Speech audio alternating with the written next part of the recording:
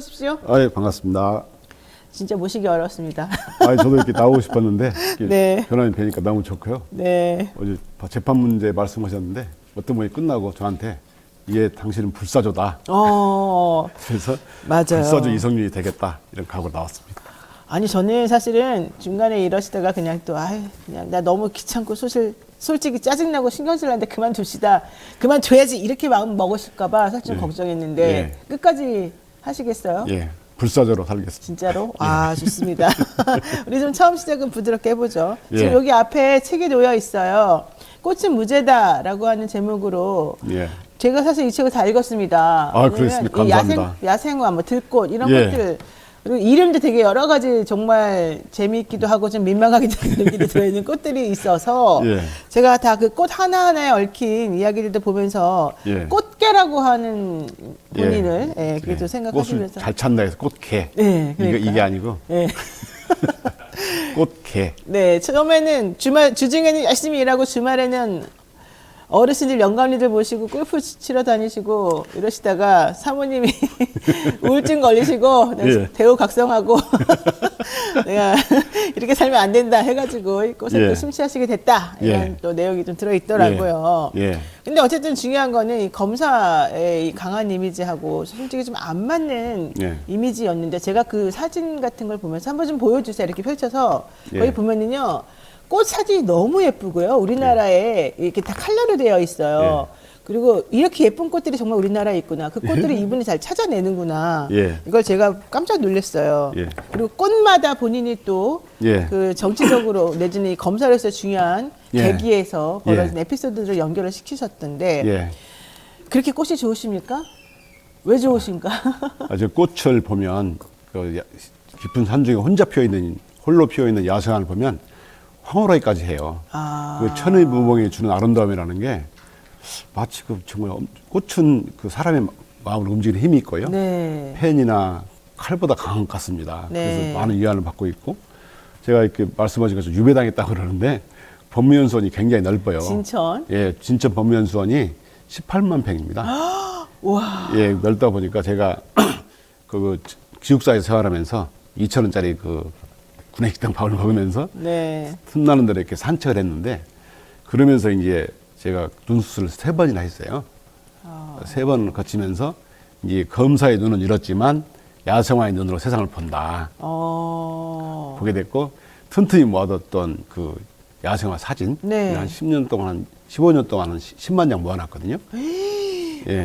그러면서 생각했던 거를 적어서 책으로 펴내게 된 거죠. 야, 10년 동안이나 이게 모은 그런 10만 장, 15년 동안 10만 장 15년 정도 동안 모았습니다. 10만 장? 예. 와, 대단하신데요. 아니 그리고 사모님에 대한 사랑이 지극하시더라고요. 내용을 보면은 모든 곳곳에 다 아내와. 원래 이렇게 가정적이고 아이, 그러면 아닌데. 감성적이시고. 아내가 아픈데 뭐 어떻게 치료할까? 제가 이제 검사 지방 전전하고 집에 안 들어오다 보니까 아내가 아팠는데 네. 어떻게 할까 하다가 야생화를 보러 다녀야 되겠다. 햇빛도 쬐지고. 네. 그래서 이제 한번 예를 들면 남한산성에 가서 보면 아내가 구슬봉이를 보고 싶다.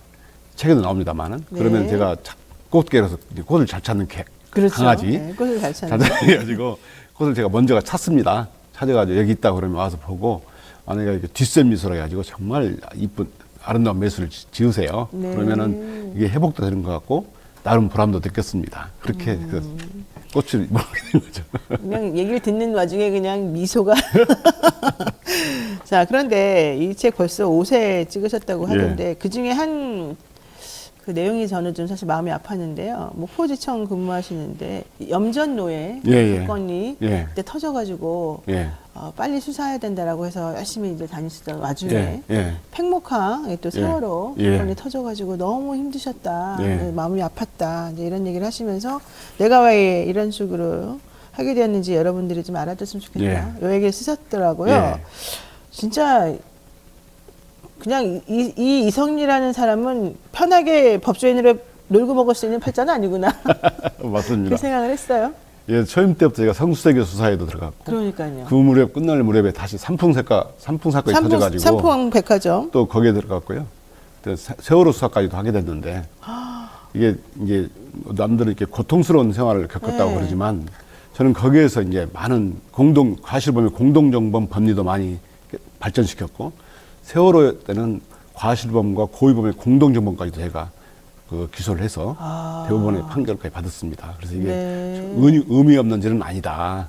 인생에 다 이런 의미가 있는 것 같습니다. 그렇군요. 신현관님께서 예. 개울가에 질경이 꽃도 다집을만 해요. 그렇습니다. 예. 이렇게 또 정말 꽃을 또 사랑하는 분들이 예. 또 계시는데, 화순의 고인돌님은 이성윤 검사님, 국민들이 좋은 세상에서 한바탕 크게 웃을 수 있게 힘써 주십시오. 응원드립니다. 이런 얘기 감사합니다. 했고. 많은 분들이 정말 응원을 많이 하고 계시고요. 예. 왕자 어린님도 미소가 아름다운 남자 이성윤 검사장님입니다. 배동호님은 총장감이었는데 아쉽습니다. 근데 또 한편에서는 이런 얘기도 합니다. 정이슬님은 자리에 계실 때 좀 더 강하게 하셨어야죠. 보통 시민인들 뭐든지 있을 때 잘하시지 그러셨어요. 이런 얘기도 지금 하고 있어요. 자, 그런데요. 본격적으로 이제 질문에 들어가도록 하겠습니다. 지금 책 사신다는 분들이 많아서 제가 사실은 좀 부럽기도 해서 말씀드렸습니다. 일부러 끊었습니다. 예. 자, 본격적인 질문으로 들어가는데요. 지난 8일 장문의 글과 함께 사직서를 제출했다고 SNS에 올렸어요. 예. 잘못된 것을 바로잡고자 하는 노력을 멈출 수는 없을 것입니다. 하여 이제는 직을 내려놓기로 했습니다. 네. 왜 갑자기 그렇게 고통받고 힘드신 상황을 다 건디고 이제 와서 장문의 글과 함께 사직서를 내셨을까요? 예, 제가 사직의 변에서 말씀드렸습니다만은 국민의 삶을 편안하게 하고 그다음에 잘못된 것을 바로잡는 것이 정치라겠습니다. 네. 제가 이게 윤석열 사기비 정권과 윤석열 사단에 대해서 제가 청산하는 것이 모두가 시대 정신이고 정의라고 생각했고요.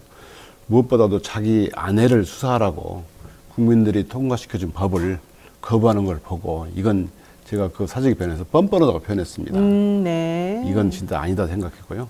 이번엔 진짜 김건희 종합특검이 추진돼야 된다. 네. 그래서 제가 30년 동안 윤석열 전 검사를 봐왔고 이런 내용을 제가 잘 알기 때문에 뭔가 역할이나 쓰임이 있을 거라고 생각해서 사직서를 냈습니다. 아, 그러셨군요. 사실은 그 전부터 아예 그냥 이렇게 고통당하지 마시고 빨리 결정하셔서 나오세요. 몇 년 전부터 사실 사람들이 그랬단 말이죠. 예. 그래도 그때는 끝까지 버티시더니 이제 도저히 못 참겠나 봐. 그런데 좀 전에 말씀하신 것처럼 나를 좀 특검으로 좀 해줘라. 이런 얘기도 예. 사실 하셨어요. 그렇죠. 예. 그러니까 김건희 특검 관련해서 정말 밝혀져야 될 진실들이 하나도 밝혀지지 않았고 예. 지금 대통령이 자신의 권한을 남용해서 이 특검법이 통과됐음에도 불구하고 거부권 행사에서 여기까지 오게 된 이 상황이 예. 정의롭지 못하다고 생각하시는 거잖아요. 그렇습니다. 예. 결과적으로 국민들은 그래도 제의를 해서 특검법을 통과시켜 줄 것이라는 믿음 하에 예. 나를 좀 물론 될 리는 없겠지만 특검을 해달라 이런 요청이신 것 같은데. 예. 저는 그 누차 김건희 특검으로 특별검사로 지명되는 그런 기적이 있다면 결코 소명을 알고 결코 피하지 않겠다라고 네. 말씀을 드렸고 지금도 그 각오는 변함이 없습니다. 근데 저는 김건희 특검이 거부가 됐는데 네. 이게 재의결된다고 되는 데 대해서는 약간 희망적이라고 보지 않아요. 아. 예. 그래서 이제는 김건희 씨 그 양평고속도로 디올백 사건, 그다음에 그 호반나 콘텐츠 이걸 모두 포함하는 네. 김건희 부부 종합특검을 추진해야 된다. 종합특검을. 예, 이게 시대 정신이고 정의다. 제가 바로 이게 잘못된 것을 바로잡는 것이라고 생각합니다. 네. 그러면은 지금 나와 있는 특검 말고 또 다른 특검 법안을 다시 올려가지고 될 때까지 계속 해야 된다 이런 얘기예요? 그게 시대 정치 사명이고요. 이게 정말 바로잡는 것이고 저는 여기에 대해서 뭔가 쓰임이 있거나 역할이 있다고 생각돼서 본인의 역할, 그렇습니다. 본인이 하시는 사직서를 낸 거고 네. 이런 것을 추진하는 세력과 개인 이과는 같이 연대하고 만약에 이런 것을 찬성하지 않는 개인이나 세력과는 꽃가마를 태워준다 하더라도 같이 하지 않겠다. 하지 않는다. 예, 그렇게 말씀드렸습니다. 진짜 대단하십니다. 정말 보면은요, 뭐 책을 봐서도 제가 이제 느낀 거긴 한데 좀 이상한 사람이 좀 이상한 사람인 것 같아요. 솔직히 말해가지고. 아니 진짜 말씀 죄송한데요. 제가 그 꽃관상가인데 그 변호사님 보시니까 드는 생각이 있는데 네. 말씀 좀 해도 돼요? 법문지긴 하지만 네. 사회자에 된 건데 네네. 제가 이렇게 사람을 보면 누구는 뭐 동물관상 봐가지고 악어의 상이니 막 하지만 저는 그 사람을 보면 꽃으로 연상을 시켜봐요. 네. 그래서 우리 변호사님을 오늘 처음 뵀잖아요. 네, 처음 봐요. 사실. 보면 볼수록 생각나는 곳이 자꾸 생각이 나가지고 말씀 안 드릴 수가 없어요. 네, 뭐가 있을지 일부러 그 질문 안 했는데. 변호사님은 제가 처음 보니까 참나리라는 꽃이 있어요. 참나리? 혹시 아십니까? 잘 몰라요. 참나리라는 꽃을 보면 정말 그 밝은 노래를 켜는. 저 꽃이에요, 지금 화면에 나오는? 예. 제가 맞습니다. 저 꽃인데 네. 밝은 노래를 켜는 바이올린 같은 꽃이에요. 저 꽃을 보면 꽃대가 되게 곧고요. 사람들이 보면 마음이 엄청 밝아져요. 밝은 노래를 듣는 느낌이 들고. 저기 이제 번식을 할 때 네. 그 검은 거 있지 않습니까? 네. 그걸 주아라고 그럽니다. 주아. 예. 그 구슬주자에다가 싸가자 해가지고 주아라고 떨어져서 번식하는데.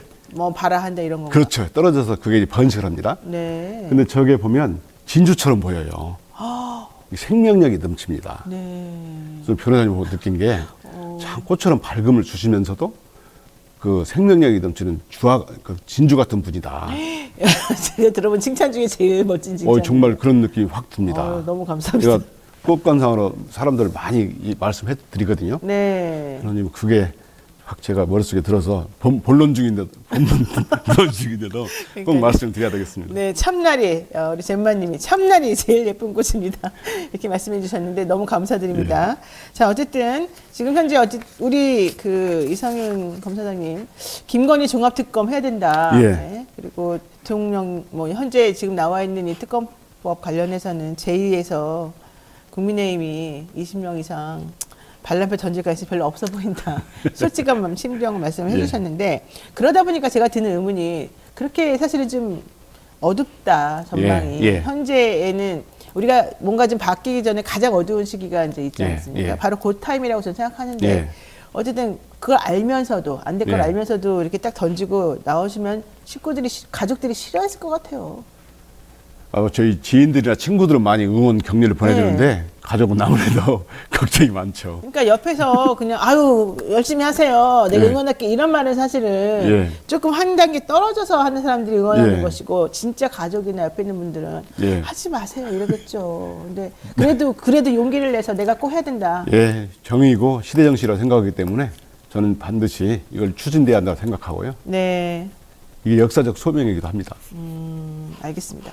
자, 그러면은 정말로 저는 우리 검사장님이 원하시는 대로 잘 되기를 바라고요. 그런 기적이 일어나기를 제가 뭐 힘은 없지만 마음속으로 제가 바라겠습니다. 감사합니다. 그동안에 재판 한 건, 수사 한 건, 징계 3건으로 도합 5관왕이라고 하는 아주 영광스러운 자리를 차지하셨는데 솔직히 수사만 계속 하던 사람이 이런 약간 모욕적인 우리 사실 검사들도 그렇지만 변호사들도 이런 거 당하게 되면 되게 모욕을 느끼거든요. 그렇습니다. 많이 속에서 정말 이렇게 차올랐을 것 같아요. 제가 수사만 한 30년 가까이 했는데 받아보니까 참 겪어보니까 알겠더라가 한 몇 가지가 있는데요. 한 2가지 정도 말씀드려보겠습니다. 특별히 이게 직접 수사할 때는 확증 편향 문제가 있습니다. 그렇죠. 확증 편향. 보고 싶은 것만 보고 듣고 싶은 것만 듣는다. 아시다시피 99명의 진범을 놓치는 아니더라도 한 명의 억울한 사람을 만들어서는 안 된다. 이 형사법의 대원칙이잖아요. 그렇죠. 근데 직접 수사를 하다 보면 확증 편향 문제가 있어가지고 그 피의자의 억울함이라든가 혹시 아닐까 이런 생각을 못하게 되는 경향이 있더라고요. 그래서 이건 정말 직접 수사를 좀 지향하고 현 제도화에서는 극히 제한적으로 해야 된다. 이건 나중에 검사는 공소관이라고 보는데. 그러니까 직접 수사라고 하는 거는 검찰이 직접 수사. 그러니까 경찰이 수사를 해야 되는 게 맞다. 공소관이라고 하는데 인권보호에 좀 집중해야 하는 거 아닌가 생각하라고요. 두 번째는 수사와 언론이 함께하는 겁니다. 제가 수사를 받아보니까 이 언론에 제 수사 상황이 실시간으로 보도가 돼요. 좀 말씀드린 것처럼 친구들이 처음에는 믿어주다가도 의심을 해요. 그렇죠. 언론에 똑같이 혹시 나오면. 계속 나오니까.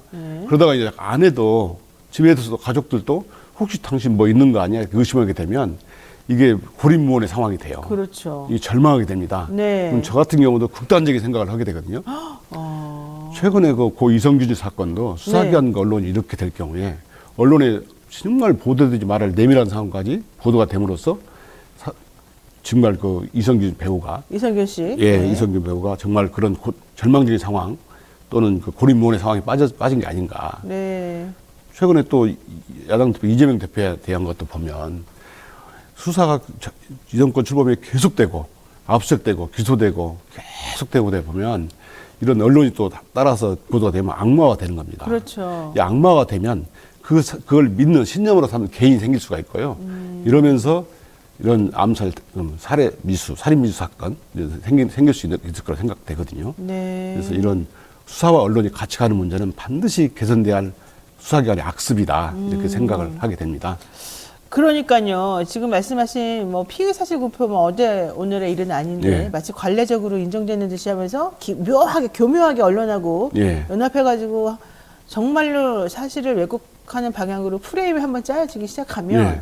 그 물꼬를 돌리기가 너무 어렵고 그렇습니다. 개인이 아무리 권력을 가지고 있던 사람이라 하더라도 예. 그 당하는 그 순간의 입장이 바뀌게 되면 무력감이 들고요. 제가 중앙검사실에 수사를 받아보니까 언론에 나오는 거 하나하나 대응하다 보면 다른 것을 못하고 못해요. 그렇죠. 정작 본론을 대응을 못해요. 그렇죠, 그렇죠. 이게 제가 중앙검사실에도 이런데 정말 그 법이나 정보를 모르시는 분들은 얼마나 힘들고 대응이 어려울까 네. 정말 뼈저리게 느꼈습니다. 그러니까요. 뭐 고발당해서 공수처에서 막 수사할 때도 뭐 의전이 어쩌네 이런 네. 그 말도 안 되는 소리 하면서 하는 걸 보면은 정말 기가 막히고 화가 네. 많이 나셨을 것 같은데 네.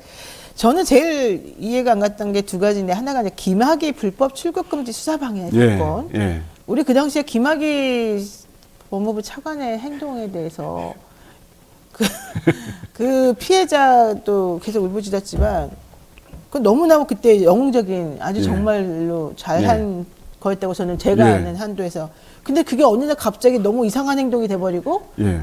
위법하고 불법적인 사람으로 바뀌어 있는 거예요. 갑자기 어제까지도 막 칭찬하던 그 부분이 예. 그리고 본인이 수사지휘했고 권력을 남용했다는 또 이유로 재판까지 받게 되고 1심에서 그래도 다행스럽게 무죄 나오고 어제 2심에서도 무죄 나오고 그래서 정말 그나마 저는 제가 어제 사실 중앙법원에 갔었거든요. 중앙지방법원에 예. 주차할 데도 없고 난리가 났었는데 기자들 잔뜩 몰려가지고 그래도 정말 정의는 살아있구나. 그리고 우리 그 지검장님도 정의가 살아있고 감사하다 이런 얘기를 하신 걸로 제가 알아요. 저는 정말 눈물이 나더라고요. 저는 진짜 김학의 사건이 뭡니까? 김학의 별장 성접대 의혹 사건. 이걸 검찰이 2번이나 봐주기 수사했다는 게 본질이잖아요. 그렇죠. 그런데 그 후에 새로운 정부가 문재인 정부가 들어서면서 과거사 조사위원회가 만들어지고 거기에서 김학의 전 차관에 대해서 조사를 한다고 하니까 조사에 불응하고 심야에 주말 심야에 출국을 하겠잖아요. 도망가려고 사실은 이걸 막았습니다. 이걸 막은 거에 대해서 이게 잘못됐다고 해가지고 기소를 한다는 거. 어느 게 정의인지 진짜 저는 헷갈릴 정도인데 검찰이 정말 어느 게 정의인지를 구분 못하는 것 같아요. 네, 맞아요. 그래서 제가 보편 상식적 정의가 무엇인지를 마땅히 알아야 되는데 검찰에게 경종을 울린 사건이라 이렇게 규정을 했습니다. 저는 또 하나 지금 사실 사람들이 잘 말 안 하고 있는 거가 뭐냐면 그 문재인 정부 때 그렇게 활동을 하시고 일을 하셨던 검사님들은 사실은 검사들이 되게 싫어하는 검사들이에요. 검사의 권익을 내팽개치고 니네가 지금 이딴 식으로 을사오적이 돼가지고 행동하면 되겠느냐 이래가지고 진짜 욕을 많이 얻어먹다 보니까 진짜 나쁜 사람이 돼가지고 여기까지 왔는데 더 문제는 그 검사님들이 그렇게 나쁜 사람이 되어 있는데 도와준 사람이 없어요. 맞습니다. 그 일을 하게끔 하고 그게 정의라고 생각해서 열심히 한 그 사람들에 대해서 아무도 보호해주질 않아요. 나 같으면 그럼 왜 그런 걸 내가 하죠? 개인적으로 할 필요가 없는데. 언론까지도 계속 악마화합니다. 그래서 언론에 사진도 막 이상한 사진 올리고 그렇죠. 그렇게 해서 악마하고 그렇게 언론에 계속되면 아까 말씀하신 것처럼 주위 사람들이 떨어져 나가게 되고요. 그렇죠. 그래서 뭐가 도와주면 해코지를 받지 않을까 또는 이상한 사람이 를 도와줘야 되냐 이런 비판도 있게 돼서 아까 말한 을사오적 문제도 제가 그런 비판을 많이 들었어요. 심지어는 저희 집까지 찾아와서 그거 해서는 안 된다라고 여러 번 말을 들었거든요. 그래서 제가 그렇게 얘기했습니다. 국민을 위한 방향이 이게 맞느냐 틀리냐 하지 마라 하라 이게 아니고 맞냐 틀리냐를 보고 그러면 맞으면 같이 가자 이렇게 여러 번 설득을 했습니다. 네, 그랬는데 오히려 윤석열 검찰총장 같은 경우는 청문회 할 때는 당연히 그렇게 가야죠 했다가 그 약속을 어기고 또 검사들의 권익을 위해서 행동하니까 또 막 영웅이 돼버리고 참 이상한 상황이 벌어졌습니다. 자, 윤석열 대통령 얘기를 제가 하다 보니까 이 얘기를 안 할 수가 없는데 윤석열 대통령이 사실은 검사 시절에 제일 심하게 압박했던 사람이 조국 전 장관이에요. 조국 전 장관 복권 세트에 가셨다고 예. 징계받았어요. 왜 그 징계받을 건인가요, 원래? 아, 저는 또 여기 나왔다고. 여기 나오면 또 또 징계받아요? 감찰할지도 모르겠습니다.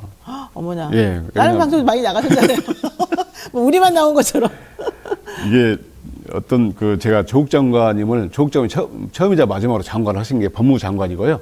제가 검찰국장으로서 보좌를 했잖아요. 그렇죠. 검찰국장. 정말 열심히 24시간 보좌하면서 열심히 했는데 조국 장관이 서울대 교수도 파면이 되고 자연인으로 돌아와가지고 책을 쓰셨어요. 디케이 논문이라는 책을 쓰셨는데 네. 저한테 연락이 와가지고 와서 봐줄 수 있냐라고 해서 저는 그 검찰 개혁하는 문제라고 하시더라고요. 네. 그래서 제가 그럼 내부자직이 하지만 검찰 개혁 한 수 배우겠습니다라고 갔습니다. 네. 갔는데 제가 방청석에 앉아 있는데 사회자가 말을 시키는 거예요. 무대로 올라가라 그러고. 그래서 제가 나가서 뭐 축하합니다 이렇게 말만 할 수는 없잖아요. 제가 그렇죠. 검사장까지 했는데 네. 그래서 덕담을 해야 되겠다라고 해서 조국 장관님이 검찰 개혁이 성공했다면 무도한 검찰 정권이 생기지 않았을 것이다. 이렇게 조국 장관님을 덕담하면 당연히 이제 반대쪽에 있었던 윤석열 전 검사를 비판할 수밖에 없었고. 그렇죠. 그러면서 이제 전두환의 하나에 비견되는 윤석열 사단에 대해서도 무도함에 대해서 나중에 기회를 가지면 얘기하겠다. 네. 라고 했는데 그다음부터 이제 징계하겠다고 막 그러고요. 또 조국 장관님께서 제가 이제 책을 이 꽂히는 무지한 책을 쓰고 북토크 초청대 갔는데 네. 그 주최 측에서 장관 3분을 다 초청했어요. 뭐 근데 추미애 장관이 예, 추미애 장관 박상민이 오셨는데 네. 조국 장관이 와서 발언한 것 가지고 또 문제 삼은 겁니다. 징계하겠다고. 그래서 이런 말도 있더라고요. 조국 장관은 스치기만 해도 징계하겠다. 참네요. 세상에. 그런데도 뭐 어떻게 할 수가 없네요. 아니 저는 뭐 두렵지 않습니다. 두렵지 뭐, 않아요? 예. 우리 검찰도 이제 할 말은 하고 네. 이건 진짜 그런 분위기가 된다고 생각하거든요. 근데 전체적으로 보면 강제 무건수행 분위기예요. 예. 독일 국방부이긴 하지만 그 과거 히틀러의 악몽이 있기 때문에 네. 군인들한테조차 당신들은 제복 입은 시민이다. 정말 아닌 것은 아니라고 해라. 네. 라고 말한다. 교육을 시킨다고 그래요. 네. 제가 이 책을 쓴 것도 부제가 겁날수록 화내는 이야기거든요. 겁날수록 화내는 이야기. 화내는 이 이야기. 부제가 그렇습니다. 네. 왜 그러냐면 겁날수록 화내는 검찰은 검찰이라는 뜻도 될 수 있고 겁이 난다는 뜻도 될 수 있고 화낸다는 것은 화를 낸다는 뜻도 있지만 꽃이라는 뜻도 있어요. 중의적인 표현이죠. 그러네요. 예. 꽃 화자. 예. 네. 과거에는 군사정권 총칼로 이어버라고 공포정치를 했잖아요. 근데 최근에는 검찰 정권이 들어서부터는 걸핏하면 압수해가고 그러다 계좌추적을 한다고 하니까 네. 국민들은 인권을 보호한 검찰이 공포 상징이 돼버린 거예요. 무서워요. 예. 지금 초등학생들도 울다가도 검찰 압수수색 들어온다고 꼼짝 못 하는 겁니다. 그래요? 심지어 압수수색 공화국이라는 말도 들어오잖아요. 네. 그러면 우리가 이럴 때 헌법 1조에 뭐라고 돼 있냐? 국민이 주인이라고 돼 있잖아요. 네. 검찰은 공복, 말하자면 종이죠. 네. 검찰이 서칠 때 주눅들지 말고 주인이 주눅들지 말고 아닌 것은 아니라고 하자. 정말 꽃처럼 화를 내자. 네. 이렇게 해서 부제를 정했습니다. 야, 진짜 멋지네요. 자, 윤석열 대통령과 검사 동기이시고 30년 동안 예. 사실은 친하게 지냈었던 거 최근에 갑자기 그렇지만 한동훈 비대위원장도 매우 잘 알고 계시는 걸로 제가 알고 있는데 예. 윤석열 대통령하고 한동훈 비대위원장하고 지금 갈등이 이제부터 저는 시작이라고 봅니다, 솔직히. 예. 그리고 한동훈 비대위원장이 언제든 대통령과의 관계를 끊어낼 준비가 되어 있다. 예. 그리고 그래야만 본인이 산다. 이렇게 생각하고 있을 거라고 저는 알아요. 근데 일단 두 분 어땠습니까? 각각 어떤 두 분이 그 윤석열 징계 취소 소송이 있었습니다. 그 판결문에서도 윤석열 전 검사하고 한동훈 검사하고 친분 관계를 인정했어요. 저는 어디 가서나 물어보면 관계를 많이 물어보는데 두 분은 한 몸이거나 또는 1+1 관계. 1+1이다. 편의점에서 1+1 관계 보거든요. 어떤 분이 그 비대위원장 되니까 한동훈 검사가 비대위원장 되니까 뭐라고 표현하냐면 과거 역사적으로 전두환과 뭐 노태우 관계를 표현하더라고요. 저는 전두환과 장성증으로 봅니다. 아, 그래요? 예, 왜냐하면 장시동이 그 전두환의 심기경호란 말을 유명한 말을 만들어냈잖아요. 과거에 각하의 심기가 편안해야 국정이 잘 된다 해가지고 뭐 산책로를 평탄 작업을 시킨다든가 심지어 새똥 용해제까지 개발 지시했다는 심기경호. 그러니까요. 저는 그런 걸로 보고요. 한동훈 전 검사는 수십 년 동안 그 윤석열 전 검사에 대해 제가 넘어서는 줄 본 적이 없어요. 예, 그래서 그 넘어서지 못할 것 같다.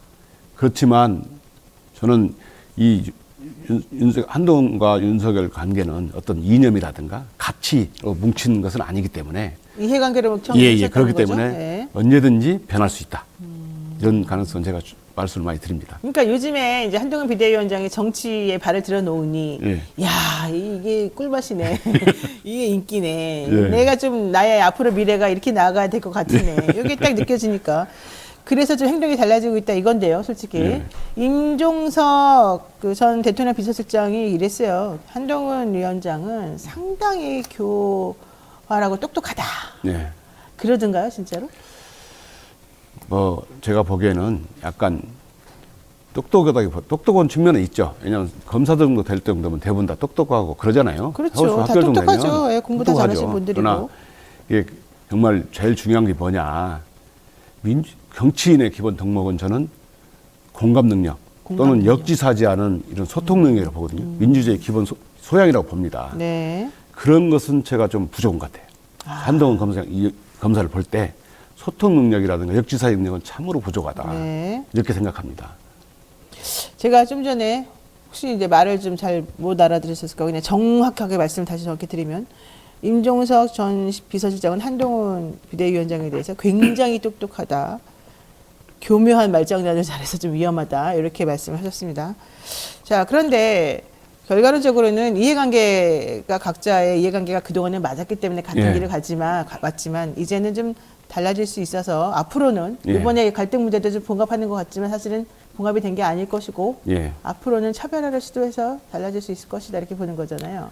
차별을 하더라도 당분간은 제가 그 윤석열과 한동훈 관계를 계속 봐오면 당분간은 넘어가기는 어려울 겁니다. 당분간은 예, 그래도 예, 왜냐하면 예. 대통령 3년 남아있고 본인은 새가 없으니까. 그 수십 년간 지내온 것이 있잖아요. 아, 그 검찰의 문화가 있습니다. 네. 상사가 지시하면 아랫사람이 듣고 따르고 상명하복. 예, 이런 거 네. 있기 때문에 그런 거 수십 년간 같이 해온 것이 있잖아요. 네. 예, 그렇기 때문에 그 윤석열 대통령은 어떤 분이에요, 그러면? 윤석열 전 검사는 저는 연선 때부터 같은 반 같은 조로 공부도 같은 같이 조? 했고 예. 거의 혈맹이네. 16명과 같이 있는 같은 조로 지내왔기 때문에 누구보다 잘 알고요. 최근에 제가 중앙검사장 시절에 총장이었잖아요. 네. 참 많이 맞섰어요. 많이 부딪혔는데 뭐 사람 된다면서 물어보는 분들이 꽤 되더라고요.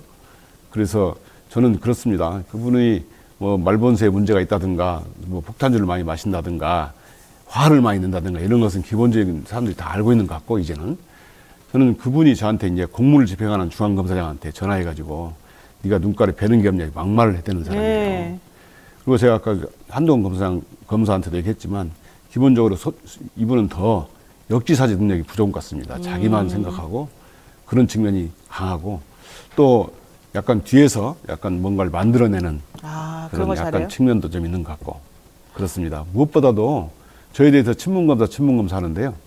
그건 문재인 대통령을 정말 몰라도 너무 모르는 말씀이거든요. 공과사가 분명하신 분이에요. 지난 정부에서 가장 친문 검사는 윤석열 검사죠. 그렇죠. 왜냐하면 네. 검사장에서 바로 총장으로 벼락 출세한 사람이잖아요. 네. 그러면서 이제 또 팔권수랑 외모로 계속 정권 수사하고 이런 것이 있는데 전체적으로 보면 약간 소통 능력이 부족하고 그러면서 민주적인 소양이 부족한 결과 박물관에 도자기 박물관에 코끼리란 비유가 누가 하셨더라고요. 그래서 가는 곳마다 사달이 생기고 일이 터지는 거 아닌가. 그렇죠. 그걸 예. 또 옮기고 뭐 하려면 때는 예. 부딪히고 뭐 이렇게 되는 거죠. 깨지고. 얼마 전에 제가 안 그래도 박영수 특검 만나고 왔는데 그럴 줄 몰랐다 이러더라고요. 잘하는 분이. 자, 하나만 정리하겠습니다. 시간이 다 돼서요. 윤 대통령과 여당에서는 김건희 특검 거부하는 이유로 문재인 정권 때 탈탈 털었다 뭐 이런 예, 얘기도 예. 하고요. 이번에 한동훈 비대위원장의 그런 이제 뭐 변화의 상징이라고 할까요? 김경렬 비대위원 네. 그 회계사 출신 그분도 도이치모터스 관련해서 특검 더 이상 나올 게 뭐 있냐? 김건희 그 주식 관련해서 나올 거 다 나왔다. 또 이런 식으로 예. 말이 바뀌어가지고 예. 뭐냐 도대체가 이런 생각이 좀 들어요. 예, 그 말씀만 들으면 이거는 검찰의 수사 사정을 너무나 모르는 그렇죠. 예. 특검 물타기용 발언이다. 황당한 발언이다. 저는 그 말을 들으면서 피가 거꾸로 솟는 이런 느낌입니다. 그건 중앙지검사장이 당시 대통령이 문재인이 아니고 네. 검찰총장 윤석열을 의도적으로 빼놓고 하는 말입니다. 정말 제가 중앙검사실에 도이치모터 사건을 지휘했는데요. 검사 속성 보면 옆에 중앙지검 옆에 검찰총장이 윤석열 검사장이 서슬퍼렇게 살아있고 총장은 인사권, 수사지권 다 가지고 있어요. 그렇죠. 중앙검사장은 총장과 대립할 경우에 왕따가 되기 십상해. 또 총장이 수사비도 충분히 안 주면 특활비를 이렇게 안 주면 수사비도 못 줄 수 없어요. 그러네요. 더군다나 윤석열은 저한테도 말씀드린 것처럼 막말을 했잖아요. 그 당시에. 그렇지. 그러면 검사들이 정말 주눅 들고요. 수사를 못 하게 되는데 특히 이제 추미애 장관이 검찰총장 수사지 배제를 했잖아요. 네. 그러니까 마음껏 수사할 수 있었던 거 아니냐. 천만의 말씀입니다. 그 가족 사건 외에는 다 지휘를 할 수 있어요. 그러다 보니까 이 검사들이 주눅이 들고 이게 도이치모터 주가 조작 사건은 계좌 자료 확보, 그다음에 그 주문 자료 확보 이게 굉장히 중요하거든요. 그렇죠. 제가 그 당시에 그걸 확보해놓고 네. 인사이동을 하고 후임 검사장이 공범을 기소했기 때문에 재판 과정에서 김건희 씨 관련 자료가 보도가 되고 그렇지만 검찰이 수사를 하지 않기 때문에 특검 필요성이 제기됐고 그래서 특검법에 힘을 받게 된 거죠. 그나마 제가 검사장으로서 버티면서 그렇죠. 하나하나 지시 설득을 해가지고 이런 자료를 확보해놓고 분석을 해놓고 왔기 때문에 지금 이 장비까지 오지 않았나 생각을 하고요. 이 도이치모터스 특검뿐만 아니고 정말 말씀드린 것처럼 디올백이라든가 양평고속도로, 네. 그다음에 코바나 콘텐츠까지 종합특검. 예. 김건희 부부 종합특검이 반드시 추진돼야 한다. 부부 종합특검이. 예, 이거야말로 정말 시대 정신이고 정의다 이렇게 생각합니다. 알겠습니다. 자, 야생화는 곧 이성윤 작가님이다. 앞으로 행보. 제가 보기에는 어쨌든 그래도 특검으로 임명될 것 같지는 않고요. 정치를 이제 하시겠다는 거죠? 예, 제가 그 여러 가지 가능성이 있는데요. 제가 말씀드린 것처럼 김건희 종합특검이라든가 검찰 개혁 이런 문제는 반드시 해야 할 일입니다. 네. 검찰이 그 특검이 하는 그 이유가 검찰 권력이 사유화를 받고 또 대한 우파에 의해 장악된 정치를 회복하는 길입니다. 지금 선출되지 않는 권력에 의해서 나라가 자주되고 이런 나라가 자주되면서 불공정한 인식이 계속 확대가 되면 이런 경제나 민생이 무너지게 되는 거거든요.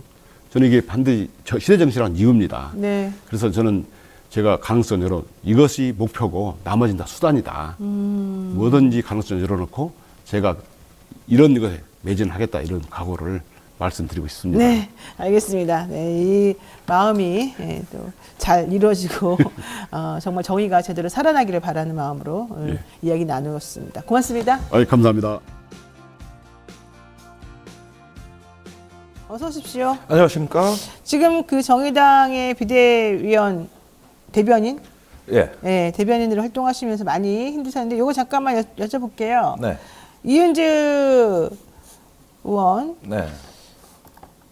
탈당합니다. 그래야지 의석을 승계시킬 수가 있고. 탈당이 아닙니다. 탈당이 아니에요? 저 의원직 사퇴입니다. 의원직을 사퇴하는 거예요? 본회의에서 의결이 됐고요. 네. 그래서 탈당은 아니고 네. 의원직을 다음 승계자한테 넘겨주는 이렇게 걸로? 넘겨주기 위해서. 이자스민 의원이 들어오는 건가요? 이자스민 의원인데 이제 유호정 의원도 탈당계를 제출했기 때문에 양경규 전 민주노총 부위원장, 네. 그다음에 이자스민 의원 두 분이 승계하게 되는 것이죠. 그래도 다행이에요. 그렇게 되면은 일단 3번 그 네. 총선에서 번호가 중요한데 예. 기호 3번은 좀 가능성이 아직 많이 남아 있네요. 그렇죠. 그런데 요즘 국민의힘이나 민주당 보면 하도 상황이 그냥 핵분열 같은 인상을 주니까 저 얼마나 뛰쳐나올지 정치는 알 수가 없죠. 그러나 2월 아마 20일이 넘어서 탈당하면 기호에는 지장이 없고, 그래서 무난히 3번이 될 걸로 봅니다만은 언제 또 각 당이 그냥 천지개벽을 할지 알 수 없는 그러니까요. 제3지대에서는 7명 모으는 건 시간 문제다 이런 얘기 좀 하고 있어요. 글쎄 시간 문제라고 맨날 그렇게 흰소리들 많이 하시는데 사실은 이렇게 눈치 보고 자꾸 이렇게 계산하는 듯한 모습을 보여주니까 조금 그런 면에서는 좀 불확실해 보입니다. 네. 이번 주 정치 현안 얘기해 보겠습니다. 이재명 대표가 테러를 당했는데 배현진 국민의힘 의원도 마찬가지로 지금 테러를 당한 것으로 보입니다. 무거운 물체에 두부를 가격당했다. 근데 이렇게 극단적인 상황이 왜 벌어지고 있는지 제가 좀 이해가 안 가요.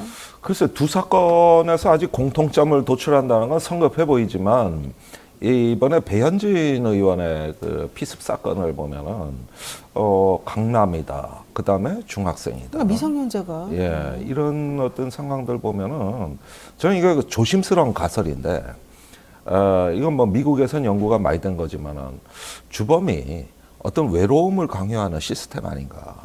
그 부동산 중개업사 그 A 씨 같은 경우 이재명 대표를 테러했던 이재명 대표 피습했던 주변하고 교류가 거의 없었거든요. 그렇죠. 그랬다 그러더라고요.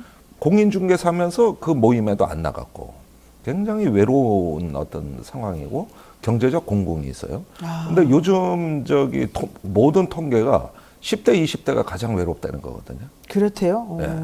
그리고 1인 가구가 주로 20대고. 그렇죠. 강남이 최고입니다. 오피스텔에 많대요, 되게. 예. 또 20대 빈곤율도 지금 만만치 않아요. 근데 15세라 그러면은 그러기에는 좀 나이는 좀 적어 보이지만 그러나 그 가정 환경을 봐야죠.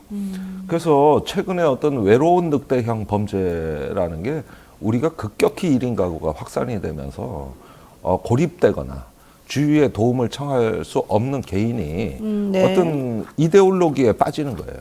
그러네요. 네, 이런 상태의 어떤 극단성이 새로운 유형으로 등장하는 거 아니냐. 이게 바로 미국에서 트럼피즘이에요. 트럼프 지지자들이 각종 동호회, 가족, 모임, 공동체 이런 단어를 거의 안 쓴다는 거예요. 그러니까 뭐 그러면서 지지율이 높아지다는 거, 유입되는 거죠. 예. 그러니까 미국의 원래 전통적인 가치관은 그 행복한 가족, 공동체 가족, 간의 지역, 종교. 네, 종교, 기독교, 그다음에 네. 사람들하고의 그런 뭐 봉사라 그럴까? 그런 것들을 원래 중시했던 중산층의 모습이었는데 트럼프 대통령을 중심으로 해서 벌어지는 지지자들의 모양은 그거랑은 완전히 반대인 것 같더라고요. 완전히 반대죠. 미국에 지금 신보수주의 책들이 쏟아져 나오고 있어요. 그래서 워싱턴의 엘리트들은 보수주의자가 아니다. 그게 아니라 지금은 가족 종교 네. 지역으로 되돌아가야 된다. 이게 신보수주의의 핵심 운동이죠. 알겠습니다. 자, 또 다음 이슈 넘어가겠습니다. 윤 대통령하고 한동훈 비대위원장 갈등이 봉합이 됐다 이렇게 생각하는데 솔직히 봉합이라고 하는 거는 뭘 좀 근본적인 걸 해결하는 건 아니니까 네. 언제든지 좀 문제가 될 수도 있을 것 같은데요. 특히 이제 명품 가방 수수 논란에 대해서 한동훈 비대위원장이 입장을 조금 미묘하게 좀 자제하고 있는 듯이 좀 보이기도 합니다. 그렇죠. 근데 지금 상황은 수술을 끝내지 않고 수술칼을 뱃속에 넣은 상태로 꼬매버린 것이다. 네. 칼이 들어있으면 큰일 나겠네요. 그러니까 핀셋이나 칼이나 거즈나 네. 이런 거를 갖다가 깜빡 그 뱃속에 넣어놓은 상태로 그냥 꼬매버린 거예요. 네. 그러니까 봉합은 됐어요. 봉합은 됐지만 그 속에 지금 뭐가 들어있네. 수술 칼이 들어있어요. 네, 이런 상태의 봉합이다. 이렇게 봐야 되겠고 이 봉합의 본질을 자꾸 김건희 여사 명품백으로 몰고 가는데 그거는 마지막의 계기지만 난 본질이 아니라고 봐요. 본질은 뭡니까?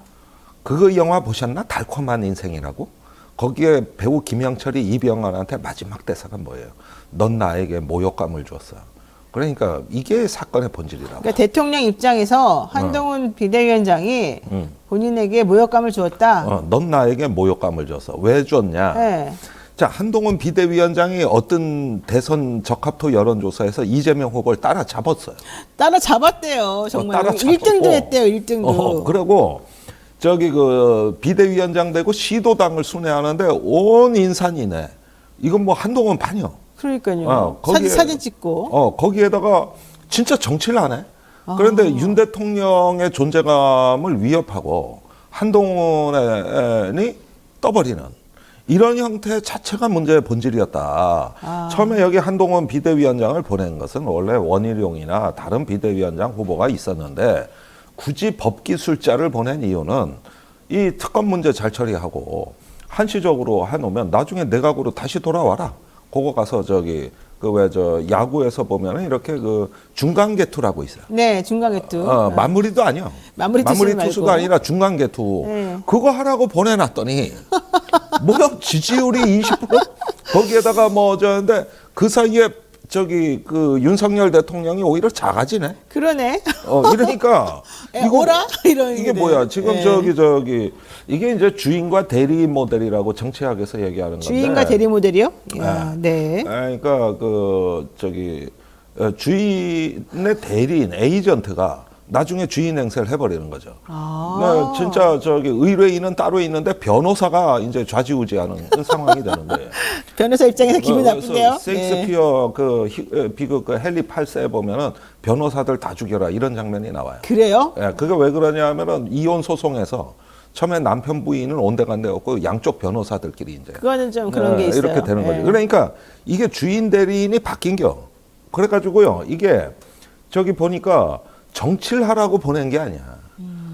실점을 막으라고 개투용으로 보낸 건데. 그 말이 딱 맞네. 아니 이게 가만히 어느 날 뉴스를 보니까 한동훈 판이네.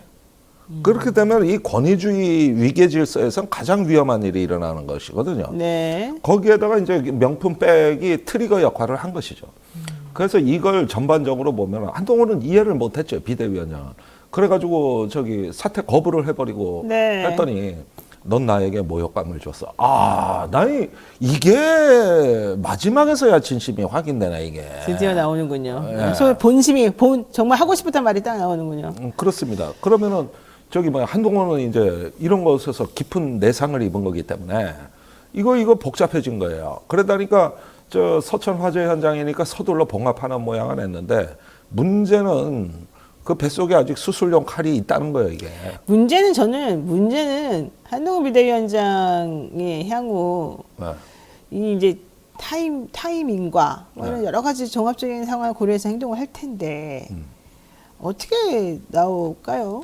아니 그러니까 이 문제는 단순한 두 사람만의 문제가 아니라 이 권력의 성격을 규정하는데 제가 보기에 윤석열 대통령은 사자형 정치인이고 한동훈은 여우형 정치인입니다. 사자형은 뭐고 여우형은 뭐예요? 그 마키아벨리가 군주론에서 얘기한 네. 그 정치는 두 가지 유형이 있다는 거 아니에요? 사자형 정치인은 지배하려고 그래요. 모든 게 위계 질서 안에서 지배하려고 하는 건데 여우형 정치인은 지배하지 않고 조작을 해요. 조작을 해요? 그러면서 이걸 조정하는 정치인이에요. 그러니까 이 두 가지 유형의 정치인이 권력 내에서는 조화를 이루어야 그 권력은 성공한다는 게 마키아벨리의 주장이거든요. 예. 그런데 이 법기술자 한동훈은 말하자면 어떤 여우 같은 그런 어떤 그 언변과 화술과 또 저기 지식과 이런 어떤 그 순발력으로 정치를 하다 보니 전형적인 여우형 정치인이지 네. 욱박 지르고 지배하려는 정치인이 아닙니다. 그런데 이 둘이 불화를 일으킨 거거든요. 그런데 마키아벨리는 이럴 때 권력은 유연해야 된다 그랬어요. 네. 이 둘을 다 포용할 수 있어야 되는데 어느 한쪽이 강해지면은 이게 이제 사단이 나는 거거든요. 네. 그런데 지금 그 국민의힘을 보면 딱 거기에 걸렸어요. 그런데 나는 지배하려고 했는데 이놈이 똑똑한 척을 하네. 그러니까 윤석열 주변에는 자존감이 낮고 그다음에 다소 좀 뭔가 모자라 보이는 사람이 출세해요. 그 정권은. 그러니까 약간 모자라면서 네. 저기 보스 앞에 잘 지는 사람, 자기 주장이 강하지 않은 사람, 이런 사람들이 주로 윤석열 대통령 주변에 많아요. 납작 엎드리는 사람들이 많아요? 네, 많고 그다음에 또 대통령 앞에서 과잉 흥분을 한다든가 이런 게 이제 그 김용현 경호처장의 그 강성희 의원 당수 사건입니다. 이게 들고 나가고 그러네요? 과잉 행동이나 그러니까 그게 무언가 자기 신념대로 움직인다기보다는 보스가 나를 관찰하고 있다. 그런 면에서 무언가 나는 충성을 행동으로 이게 또 경호처 구호예요. 그러니까 그런 면에서 오히려 자존감이 낮은 모습의 그 반증이라는 겁니다. 그런 네. 현상들이. 그래가지고 이걸 보면은 전형적으로 이 비대위원장을 임명해 놓으니 한동훈은 윤석열 대통령과 김건희 여사에 대한 어떤 완충지대를 만들고 싶었던 거야. 자기가 나름대로 스펀지 역할을 해서 일본을 흡수해주면서 여론은 이기고 총선에 이기는 길에 어떤 DMZ, 비무장지대 완충지역을 만들어서 거기서 자기가 흡수하려고 했는데 이걸 윤 대통령 눈으로 보니까 한동훈 자기 정치로 보이는 거야. 아니 윤 대통령 눈으로만이 아니라 그냥 객관적으로 우리가 보기에도 그렇게 보여요. 그래서 국민의힘 의원들도 한동훈 비대위원장은 비대위원 국장으로서 역할을 잘하라고 보내놨더니 자기 정치하고 다니네 이러면서 좀 불만이 많았다는 거잖아요. 그래서 심지어는 이제 어떤 한동훈 대권 후보라는 이미지에서 네. 움직이는 친한 그룹이라는 가능성이 드러나는 순간이 이제 위기의 시작이 되는 것이죠. 지금 벌써 형성된 거 아니에요? 그러니까 그거예요. 그러니까 우리가 많은 권력에서 옛날에 박정희와 김종필, 김대중과 김상현, 네. 이런 식의 어떤 그 조합이 얼마나 위험한가를 봤잖아요. 그리고 사달이 나왔고. 그러니까 이런 부분에서 이 윤 대통령의 어떤 심각한 불치병은 뭐냐 하면은 이런 상황 정도를 이인자를 넉넉히 품어주고 저까지 품어주는 김대중 같은 리더십이 없거든. 그러니까 이런 포용력과 유연성에서 권력은 커진다. 그렇죠. 그다음에 문제 해결 능력이 굉장히 커진다. 이런 면에서 권력의 성격을 조금 딱딱하지 않게 말랑말랑하게 이렇게 유지하는 어떤 도량이 있어야 되는데 윤 대통령이 그게 없어요. 그래 놓으니까 그 앞에서는 과잉 충성 경쟁하는 참모들이나 네. 굉장히 자존감 낮은 사람들, 말하자면은 또 뭐 적당히 모자라 보이는 사람들, 이런 사람들이 있어야 된단 말이에요. 근데 사실은 조금 대통령 입장에서도 신경질 낼 만한 게 그 많던 친윤 그룹이 어느새 하나씩 두씩 사라지고 있어요. 그거 본인이 다 쳐냈지 뭐. 그리고 그 사람들이 딴 데로 지금 가 있어요. 그래서 이번 사태로 한동훈 비대위원장이 오히려 당내 입지가 견고해졌고 판정승이다 이렇게 본단 말이죠. 아니 그래서 이건 뭐 아직 9회 말이 안 끝났기 때문에 그런데 일단은 윤 대통령이 뭔가 이 인지 능력에 문제가 있다는 게 드러난 겁니다. 이건 비대위원장을 잘못 이해한 거예요. 그거는 그냥 스쳐가는 자리가 아니라 위기에 빠진 정당은 비대위원장이 상징이자 그러니까요. 권력이고 실세입니다. 그 정권을 주는 게 비대위원장인데 그렇죠. 그런데 그렇게 이해를 한 게 아니라 그냥 바지 사장 같이 이렇게 그거나 맞고 몇 개월 하다 나와 이렇게 설정했다는 게 막상 비대위원장을 한동훈하고 윤석열 대통령 간에는 이 역할 차이에 대한 중대한 인식 차이가 있었다. 그것이 결국 이 사달로 이어진 거다. 근데 사실 한동훈 비대위원장 입장에서는 대통령이 준 그 역할을 네. 별로 그렇게 끝까지 충실히 수행하고 싶지는 않은 거 아닙니까? 초창기 때는 그 역할을 이제 매개로 해서 본인이 그 자리에 앉았지만 그렇다고 해서 내가 딱 그 역할만 하겠다고 생각하는 건 아니겠죠. 아니 그런데 막상 자리에 앉아 보니 그러니까 얼마나 좋아요. 그냥 바지 사장만 하는 거는 성이 안 오히려 차지. 다 공멸하는 길이고 그래도 이왕 왔으니 뭔가 역할은 좀 해야 될 거 아니냐. 당연히 그렇게 생각을 하는 거죠. 그러니까 이런 상황에서 이게 하나 앉혀놓더니 이놈 많이 컸네. 이런 사인으로 이게 다가가니. 그러니까 이 둘 간의 긴장감은 이게 끝날 수가 없고. 그러니까요. 이거는 반드시 비극으로 끝나. 그래서 달콤한 인생 영화를 보라니까.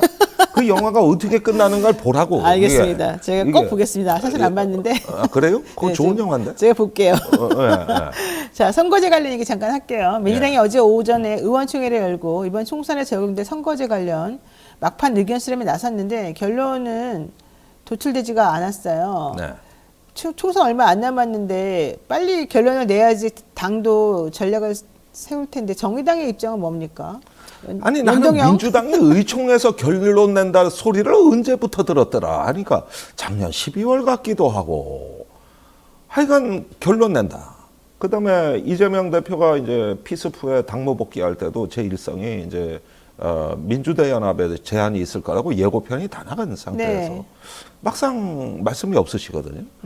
그래서 저는 이 선거제 개혁의 결론에 있어 과정이 매우 지금 바람직스럽지가 못하다.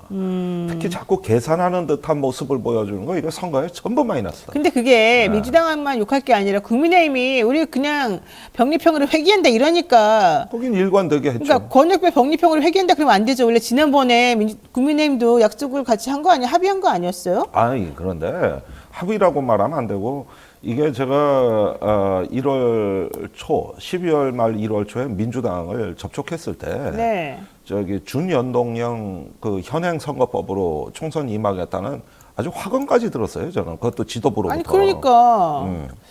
근데 나는 이제 모든 비난을 마치 국민의힘은 아무런 책임이 없고 민주당만 있는 것처럼 자꾸 얘기하는 것도 좀 저는 공정하지 않은 것 같아요. 왜 아니, 자꾸 그러니까. 정의당은 민주당만 걸고 넘어져요? 맨날 그러니까 본인들은 국민의힘 입장은 상수예요. 아니, 여기 상수고 그렇다 하더라도 민주당은 변수라고. 그렇다 하더라도 좀 뭔가 좀 잘해보려고 노력하는 사람들 계속 욕하고 오히려 계속해서 나는 이거 아니면 안 해라고 고집 부리고 이런 쪽에 대해서는 아무 말도 못하고 이게 더 웃기는 거 아니에요? 정의당 그러니까는 사실 민주당을 지지했던 수많은 사람들 그리고 정의당 함께 지지했던 사람들이 그래서 좀 싫어하는 거 아닙니까? 옛날에 민주당 지지했던 수많은 사람들이 그래도 비례는 정의당을 찍어줘야 된다. 소수당을 어쨌든 도와주기 위해서라도 그런 분들이 되게 많았었어요. 그리고 네. 민주당에서 전략적으로 그렇게 해달라고 했었었고 네. 근데 그러고 나니까 오히려 뭐 민주당 이중대는 뭐 어쩌고저쩌고 하면서 국민의힘 이중대가 됐다가 이제는 맨날 민주당만 욕하고 그러니까 민주당 지지자들이 야 니네 너무한 거 아니냐 이렇게 나오는 거 아니에요? 김건희 특검법 어느 당이 발의했습니까? 아니 그래서 그건 같이 서로 간에 이제 한 거잖아요. 게다가 많이 양보를 했죠 민주당에서 그렇게 의원수 차이가 많이 나는데 그런 거 생각을 왜 안 해요? 그게 아니라 최초로 누가 발의했냐고. 수정안 누가 발의했냐고. 광장의 앞줄에 누가 서 있었냐고. 그러니까 아까 질문하실 때 초반에는 정의당 생각해 주는 것처럼 하더니 지금 막 뭐라 그러시는데. 아니 왜냐하면 본인이 또 올바른 말씀을 하시는 분이 또 그런 문제에 나와서는 또 정확히 지적을 안 하시니까 내가 한번 물어보는 거예요. 아니 나는 정의당 비판할 땐 했어요. 알았어요. 그러니까 그거는 네. 생존의 문제입니다. 작은 당에 그걸 자꾸 이걸 어떤 아침 저녁이 다르고 계산이 다르고 이런 문제로 이걸 보라보는 게 우리 슬플 따름이에요. 그러니까 이거는 당의 존립과 생존에 관한 문제인데 이런 문제 자꾸 일어나면 분위기 바뀌는 게 고통스럽습니다. 솔직히 이건 우리가 피해자예요. 네, 알겠습니다. 네. 그런데 어쨌든 이 정의당이 가지고 있는 이 키포인트로서 이게 스윙 보터로서 도 역할이 중요하니까 저는 같이 좀 뜻을 모으는 게 맞겠다 이런 생각이 들고요. 하나만 여쭤볼게요. 그 북한 그저께 신형 전략 순항 미사일 불화살 3-31형 이거 발사했다고 하니까 우리 국방부에서는 아니야 그거 그냥 개량형이야 뭐 조금 나아진 것 뿐이야 이러면서 좀 축소했거든요 의미를. 중요한 건 핵탄두를 탑재할 수 있다는 겁니다. 그러니까요. 그래서 내가 이렇게까지 축소해서 우리한테 이렇게 잘못된 정보를 줘도 되나? 자, 이걸 보세요. 1월 1일 벽두부터 국방부는 곧 전쟁 난다 그랬어요. 북한이 총선 앞두고 큰 판을 벌인다. 그게 계속 나가다 외신에까지 그러고 작은 사건도 엄청나게 북한이 포 쐈다. 네. 이래가 난리가 났었어요. 난리가. 네. 그런데 1월 4일부터 해가지고 1월 18일까지 주가가 전 세계 꼴찌. 그러니까 코리아 2008년 금융위기 이후로 대폭락 사태가 있었습니다. 네네. 이걸 겪고 국방부가 갑자기 평화주의자로 바뀝니다. 전쟁 없다고 이제 동네 또 얘기하고. 그러니까요. 갑자기 또 달라져요. 아니, 스탠스가. 전쟁 위기가 난 게 신원식 장관의 외신 인터뷰 때문에 이렇게 된 건데 이제 신원식 장관이 자기 말을 뒤집고 있어요. 그러면 그 사이에 뭐가 있었냐. 코리아 디스카운트가 현실화된 거예요. 그러니까요. 이게 현실화된 겁니다. 그러면은 요즘 들어가지고 일체 강경 발언은 안 합니다. 북한에. 네. 그러면서 큰판 얘기도 사그라들었고. 맞아요. 아니 왜 이렇게 달라졌습니까? 언제는 전쟁 불사 불사하고. 강경론자가 네. 지금 갑자기 평화주의자가 된 이유가 뭐냐? 그러면 북한이 얌전해졌냐? 아니죠. 공세가 더 세졌는데 그렇단 말이에요? 네. 이거는 국내 외국인들이 주식 다 팔고 나간 거. 아이고. 그러면서 한반도가 전쟁 위험이 있다고 막 쏟아진 거예요. 그러니까 이번엔 또 주사 담기 바쁜 거예요. 아니 그래 우리 솔직히 예측을 못하냐 말도 안 되는 소리더라고요. 아니 이게 그때가 주식 공매도 금지, 금융투자세 폐지, 주식거래세 완화 모든 증시 부양 정책을 다 발표하고 폭삭 주저앉아서 꼭 부산 엑스포 같이 됐다고. 네 맞아요. 그러니까 정권에서 당황한 거예요. 이게. 알겠습니다. 여기까지 해야 될 것 같습니다. 그렇습니까? 시간이 빨리 네, 가네. 지금까지 김종대 전 의원과 그래도 할 말은 다 했습니다. 우리. 예. 네, 이야기 나눠봤습니다. 고맙습니다. 감사합니다. 어서 오십시오. 안녕하십니까. 네, 날이 추운데 괜찮으십니까? 춥습니다. 괜찮겠습니다. 표정이 안 좋은데요. 추워요. 네, 되게 추울 때는 마음을 좀 이렇게 넓게 가지세요. 저는 넓게 갖고 있습니다. 근데 지난주부터 여기 이걸 켜줘가지고 얼굴이 좀 환하게 나와요. 예전에 노영이만 환하게 나오고 저는 우중충하게 나오더니 여기다 웬일로 이런 걸 켜놨어요, 조명을. 네, 조명 지금은 켜니까. 괜찮게 보인다고 생각하세요? 그렇진 않지만 더 좋아졌다. 예전보다. 네, 워낙 뭐 인물이 되시니까. 네. 노영희가 인정한 미남이죠. 맞습니다. 예. 자, 주말부터 윤석열 대통령하고 한동훈 비대위원장 갈등, 이 국면이 어떻게 전개될 것인가 연일 언론을 통해서 이야기가 나왔었는데요. 극심한 갈등 국면 이후에 어제 충남 서천 특화시장 화재 현장을 동시에 찾으면서 뭔가 좀 정리하려는 모습이 보여지고 있습니다. 이 사건의 본질은 뭘까요? 본질은 권력 싸움이죠. 저는 그렇게 생각해요. 뭐 일부에서는 이게 무슨 약속 대행이다, 쇼다 이런데 그렇게 보지는 않고요. 저는 기본적으로 서로가 이제 미래 권력과 현재 권력인 거잖아요. 결국은. 네. 그리고 이제 거기에 김건희 여사가 반드시 개입돼 있다는 걸 빼고는 이게 이해가 안 돼요. 출발점 자체가 김건희 여사의 명품백 수수 의혹 관련된 네. 부분에 출발을 했지 않습니까? 그래서 대통령의 저런 태도는 김건희 여사와 밀접하게 연관돼 있는 부분이다라는 부분을 분명히 인식하면서 이해한다고 저는 보거든요. 그러니까 이거는 어찌 보면요, 김건희 여사와 한동훈 비대위원장의 어떤 충돌 이렇게도 볼 수 있다고 저는 개인적으로 생각을 합니다. 그러니까 그런 부분들이 있기 때문에 한동훈 비대위원장 입장에서는 물론 어제 고개를 숙이고 뭐 또 대통령을 존경한다 뭐 이런 얘기 했잖아요. 봉합하는 모습처럼 가지만 이거는 봉합이 된 게 아니에요. 일단 대통령실에서는 김경률 비대위원을 정리하길 원하고 있는 것 같아요. 다만 너무 밀어붙였을 때 올 수 있는 부작용 때문에 약간 한동훈 비대위원장의 면을 세워주려고 할 거예요. 근데 김경률 비대위원장을 비대위원을 한동훈 비대위원장이 정리한다? 사퇴시킨다? 그건 완전히 본인이 물러나는 거거든요. 그렇게까지는 못해요. 한동훈 비대위원장 입장에서 이번 기회에 물론 갈등의 부분이 너무 부각되는 건 본인한테 부담이 되지만 여기서 완전히 물러나면 더 이상 본인이 정치적으로 제기할 수 있는 부분이 없어요. 그리고 지금 보세요. 사인이 어떻게 갔겠습니까? 국민의힘 의원들은 이 상황을 보고 어떤 생각을 했겠어요? 네. 아직도 권력이 윤석열한테 있구나. 그럼 한동훈 비대위원 쪽으로 줄 서가지고는 안 되겠구나. 이런 생각이 들지 않겠어요? 네. 공천도 이렇게 되면 대통령실 주도로 되겠구나라는 생각을 할 거예요. 네. 사실 이 문제가 처음 불거졌을 때만 해도 한동훈 비대위원장이 어떻게 하느냐에 따라서 사실은 미래 권력에 대해 힘이 확 쏠릴 수 있는 부분도 있거든요. 근데 이런 식으로 정리가 돼버리면 한동훈 비대위원장은 상당히 당내에서 입지가 줄어들 수밖에 없어요. 그러니까 본인이 마지노선으로 생각하고 있는 것은 저는 김경률 비대위원에 대한 정리라고 생각해요. 그래서 그거 하지 않을 가능성이 있고 그것이 또 다른 뇌관으로 발전할 가능성은 남아있는 상황이 이렇게 생각합니다. 순이님이 정치에 관심을 가지니까 너무 힘들어요 그러시는데 진짜 그렇게 생각하는 분들이 많을 것 같고 제가 확인한 바로는 국민의힘에 있는 그 의원들, 특히 뭐 초선 의원들 플러스 수도권에 있는 의원들, 뭐 수도권이 아주 많지는 않습니다만 그분들이 한동훈 위원장과 같은 스탠스를 취하지 않으면 우리 당 망한다, 총선 승리할 수 없다, 한동훈 비대위원장 물러나게 하면 우리는 큰일이다, 총선 망하라는 거냐 이러면서 이제 비토 세력에 같이 합류를 했다는 거죠. 그래서 한동훈 비대위원장이 내 편은 얘네들이구나 이렇게 생각을 했고 대통령실이나 이쪽 라인에서는 신윤기 핵심 인사들은 여기서 또 이분들의 심기를 건드렸다가는 김건희 특검법이 어떻게 될지 모르니 일단 좀 정리를 해줘야 되겠다 뭐 이런 식으로 시나리오가 정리됐다는 걸 얘기를 들었는데 그런 식으로 사실은 정리한 게 맞겠죠. 왜냐하면 지금 한동훈 비대위원장이 가지고 있는 힘이라는 게 앞으로의 가능성이 사실 있는 거지 지금 현재 막 뭘 딱 움켜쥐고 있는 건 아니잖아요. 현재는 그렇죠. 근데 만약에 이런 생각을 해보세요. 한동훈 비대위원장이 여기서 만약에 완전히 진짜 항복하고 윤석열 대통령 밑으로 다시 들어가는 거, 그것이 과연 한동훈 비대위원장의 미래 정치 어떤 세력화에 도움이 될까요? 그러니까요. 저는 그렇게 보진 않거든요. 그러니까 물론 충돌을 계속 키우는 건 안 할 거예요. 본인한테 그건 위험한 상황이에요. 그렇기 때문에 충돌을 피하면서도 모색은 계속 할 거다. 그러니까 마지노선이라는 게 있을 거거든요. 그리고 윤석열 대통령 입장에서 생각을 해보세요. 두 사람은 거의 운명 공동체예요. 얼마나 비밀을 많이 알고 있겠습니까? 어느 한쪽에서 뭘 폭로하든 네. 그건 상당히 큰 타격이 돼요. 서로에게.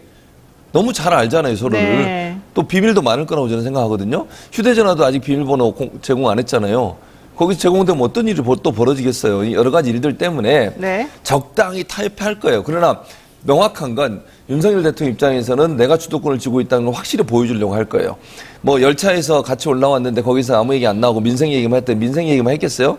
제가 볼 때 민생 얘기보다 다른 얘기를 더 많이 했을 거예요. 무슨 얘기했을까요? 모르죠.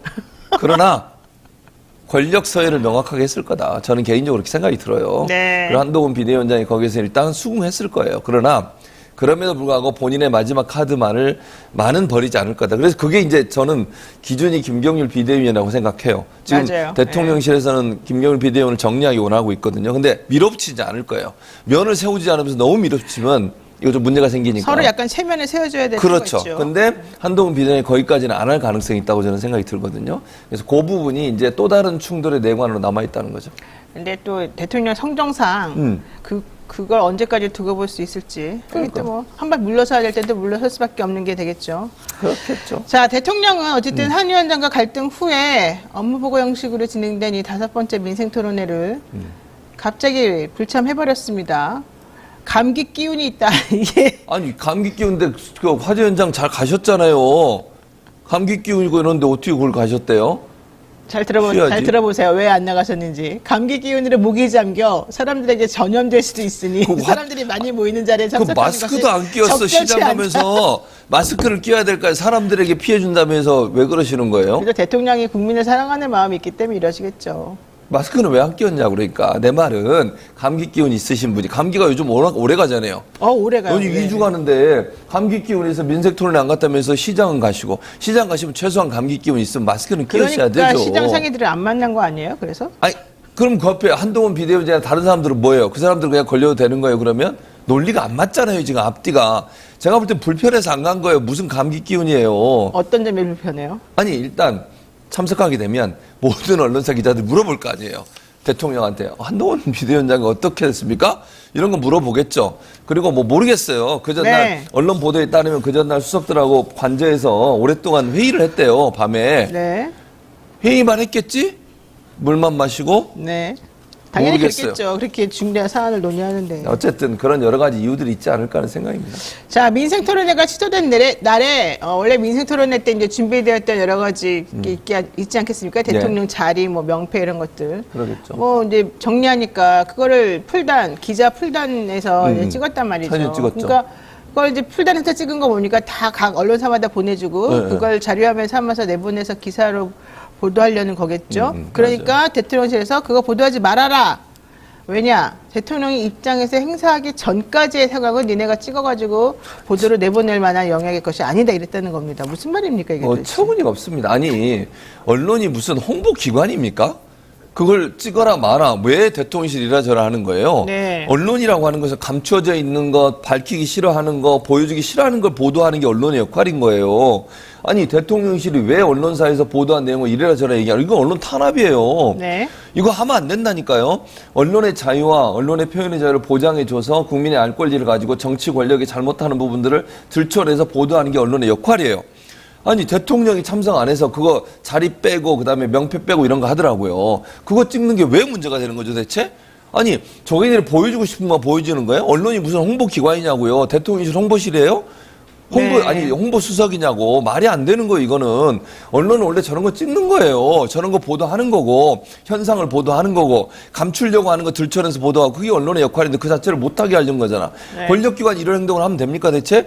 그럼 언론들은 자기가 원하는 것만 내보내야 되는 거예요? 그러려면 언론사가 왜 필요해? 홍보실만 있으면 되지. 네. 살살님께서 대통령실이 정말 바쁘네요. 이것저것 다 참견하려면 진짜 바쁜 것 같습니다. 어쨌든 윤 대통령 1월 절반을 훌쩍 넘기고 나서 신년 기자회견 할지 말지 아직도 고민하고 있다는 것 같은데 예. 결과적으로 신년 기자회견 하게 되면 기자로부터 또 질문을 받을 질문 거잖아요. 받죠. 김건희 네, 여사 당연하죠. 관련 질문이 나올 게 뻔하고 한동훈 위원장과의 관계에 대한 얘기가 또 나올 텐데 네. 그래서 기자회견을 안 한다 이런 얘기가 좀 있고요. 네. 혹시라도 하게 되면 특정 언론사하고 특히 본인들에게 우호적이라고 생각하는 뭐 예를 들면 요즘 같은 경우는 이제 KBS가 되겠죠. 네. 이런 얘기가 나와요. 이런 거 진짜 언론을 아니. 공부하는 입장에서 어떻습니까? 그러니까 저는 이 대통령이 네. 처음부터 맨 처음 취임하기 전부터 가장 논란이 됐던 게 뭡니까? 청와대 이전입니다. 그때 명분으로 내세운 게 뭐죠? 소통. 뭔 소통을 했는지 모르겠어요. 소통한 거 있어요? 말해보세요. 네. 아니 소통하기 위해서 청와대를 나온대. 구중궁궐을 나온대. 그래가지고 소통했습니까? 그래가지고 또 처음 시작한 게 도어 스태핑이었어요. 네. 그것도 얼마 하다가 또 못하겠다고 때려쳤어요. 그랬죠? 그리고 나서 지금까지 소통한 적 있냐고요. 기자들하고 만나서 대화 예전에요. 문재인 정부 때 얼마나 공격을 했는지 몰라. 문재인 대통령이 뭐 소통을 안 한다 뭐 이런 얘기 가지고 얼마나 공격을 했습니까? 그래도 문재인 대통령이 매년 신년 기자회견 했었어요. 기자들한테 물어보기도 하고. 그때는 또 질문도 미리 받지도 않았어. 네, 맞아요. 즉석에서 질문하고. 네. 그러니까 뭐 듣보잡 얘기도 막 그랬어요. 듣보잡이었나요? 아니면 근자감 얘기를 했군요. 근자감 근거 없는 자신감이다. 네, 그거 질문한 사람 지금 국민의힘 대변인이에요. 근데 어쨌든 지금 그렇게 국민들과 전 정부와 다르게 뭐 소통하겠다 이러면 청와대에 옮겼죠. 그리고 나서 소통한다고 도어 스태핑 했죠. 그거 다 중단해버렸어요. 뭘 소통을 하고 있죠, 대체? 아니, 묻는 것에 왜 답하려고 하지 않으세요? 기자들은 국민을 대신해서 물어보는 거예요. 궁금한 게 많잖아요. 그럼 답변을 해야 되잖아. 본인이 하고 싶은 얘기하고 끝이야. 네. 이게 뭡니까, 대체? 아니, 대체 왜 소통을 안 하는 거예요? 불통의 아이콘이에요. 불통의 아이콘. 네. 자, 이런 상황에서 한동훈 비대위원장이 취임 한 달 되는 시점인 오는 26일 즈음에서 기자회견을 검토한다 이런 얘기가 나와요. 이렇게 되면 대통령하고 또 비교가 되거든요. 비교되죠. 하게 될까요? 안 하게 될까요? 어떻게 아니, 될까요? 저는 할 가능성이 있다고 생각해요. 오. 한동훈 비대위원장 스타일이라면 할 거예요. 또 하나 잘 보세요. 한동훈 비대위원장이 취임하자마자 전국을 돌았잖아요. 네. 그리고 이제 이렇게 이런 거 하셨잖아. 그러면서 엄청나게 업이 돼 있어 지금. 네. 그러니까 제가 볼 때 이런 거 좋아해요. 그리고 검찰에 한동훈 있을 때, 비대위원장이 네, 검찰에 있을 때도요. 이분이 언론사의 관계라 언론사 이런 관리를 참 잘하는 분으로 알려지고 있어요. 그래서 일부에서는 뭐 서초동 편집장 이런 별명까지 있대요. 일부 사람들이 그만큼 언론과의 관계 이게 그 스킨십이나 친밀도 이런 걸 되게 잘하는 사람 기자들 관리를 잘합니다. 그렇죠. 네, 정말 이렇게 멀리 할 본인도- 사람, 가까이 할 사람 이런 거. 옛날에 뭐 공보 그런 거 하셨잖아요. 대변인, 네. 그러니까 그것 때문에도 할 거라고 봐요. 왜냐하면 본인이 지금 인기가 있다고 생각하고 물론 지지층을 중심으로지만 본인이 이제 언론을 활용해서 어떤 방식으로 하면 본인의 이미지를 좋게 만드는지를 알고 있는 사람이에요. 근데 기자회견을 피할 이유가 없지. 본인 입장에서. 다만 이제 껄끄러운 질문이 나올 수 있어요. 지금 가장 논란이 되는 게 윤석열 대통령의 관계 문제, 이런 문제를 어떻게 얘기할, 김건희 여사 문제, 이런 문제 얘기할 텐데, 본인은 늘 한동훈 비대위원장 아시는 것처럼, 특유의 화법 있잖아요? 질문하면 다시 질문을 해. 네. 언제 그런 얘기가 있었죠? 누가 그런 얘기를 하죠? 예컨대. 또 누구는 이제 문재인 정부 때, 전 정부 또 탓을 하겠죠. 이런 방식으로 피해가면서 할 가능성이 있어서 피하는 모습보다는 적극적으로 할 가능성이 있다. 저는 그렇게 생각합니다. 근데 어쨌든 한동훈 비대위원장이 기자회견을 하게 되면 대통령보다 훨씬 더 부각이 되고 그럴 수 기자들과의 있죠. 그 소통이나 이런 스킬이 훨씬 뛰어나기 때문에 대통령실이나 이런 쪽에서는 싫어할 것 싫어하죠. 같기도 하고. 근데 대놓고 하지 말라고 얘기는 안 할 거예요. 아, 대놓고는 못하지만 속으로 싫어한다. 그럼 알아서 그만둬야 되는 거 아니에요? 복심이라면? 제가 얘기했잖아요. 적당히 할 거라고. 한동훈 적당히? 비대위원장. 아, 한동훈 비대위원장이. 그러니까 하지 마 그러면 무조건 안 하지 않는다니까요. 제가 볼 때 한동훈 비대위원장은 저는 이렇게 생각해요. 지금 당장 고개를 숙이지만요. 속으로는 뭔가 다른 생각을 계속 할 거예요. 꿍꿍이가 있다니까. 이것 보세요. 그냥 이렇게 하는 게 아니에요. 이번 충돌도 그래. 만약에 그럴 생각이었으면 이런 거 하지도 않아요. 당장 잘라버리지. 계산을 다 했을 것이다. 당연하죠. 당연히 이렇게 문제가 생길 거라고 알고. 아니, 그러니까 어느 정도는 예측했을 거라는 거지. 그러니까 자기가 그러니까 반발을 했을 때 이 정도 올고 이걸 어떻게 풀까 이런 부분을 고민을 했을 거라는 생각이 저는 든다는 거예요. 그러니까 완벽하게 머리를 숙인 건 아니다. 그렇죠. 그렇게 지금 저는 생각해요. 사실 뭐 개인적으로. 누가 보더라도 뻔한 계산 아니겠습니까? 지금이야 대통령 힘이 아직까지는 그렇죠. 세고 뭐 레임덕 얘기하지만 아직까지 그건 아니고 총선 결과에 따라 또 어떻게 될지도 그렇죠. 모르고 그럼 본인은 이제- 사실 돌아갈 곳이 없고 그러면은 지금 대통령하고 척을 것은 앞으로 3년이나 전혀. 임기가 남아있는 대통령과의 관계에서 매우 위험하고 그리고 만약에 대통령이 뭐 모르겠습니다만 물론 그 무혐의 처리가 되긴 했어요. 그 불송치가 돼가지고 논란이 많았죠. 본인의 자녀 관련해서. 네. 그랬잖아요. 1년 몇 개월이나 끌고 있다가 지난해 12월 말에 불송치 결정을 내렸어요. 네. 그 문제도 살아있는 이슈라고 저는 보거든요. 네. 언제든 다시 재수사하거나 검찰이 이걸 재수사했을 경우에 어떤 네. 경우가 나올지 모르는 거 아니겠어요? 근데 검찰이 나선다고 생각을 해보세요. 만약의 경우에. 상당히 본인한테는 큰 타격이 될 수 있어요. 게다가 저는 여기서 포인트는 이거라고 생각해요. 전 서울고검장이 박성재 법무부 장관. 네, 이분을 지명. 지금 대통령이 법무부 장관으로 내정했거든요. 네, 그동안에 가만히 있다가 있다가 하필이면 바로 서로 간에 좀 불편하게 갈등이 있을 때. 갈등이 딱 벽에 달했을 때 이 사람을 딱 그 자리에 앉히겠다고 내정을 했죠. 선언했단 말이죠. 네, 그랬죠. 이 얘기는 무슨 얘기입니까? 검찰권을 내가 장악해서 내가 너에 대해서 총을 겨눌 수 있다는 걸 기억해라. 당연하죠. 그러면은 그 박성재 법무부 장관 내정장 어차피 그분 이제 대통령이야 뭐 야당이 좋아하거나 말거나 임명을 할 테니까 장관이 될 가능성이 매우 높은 분이라 대통령 편에 설까요?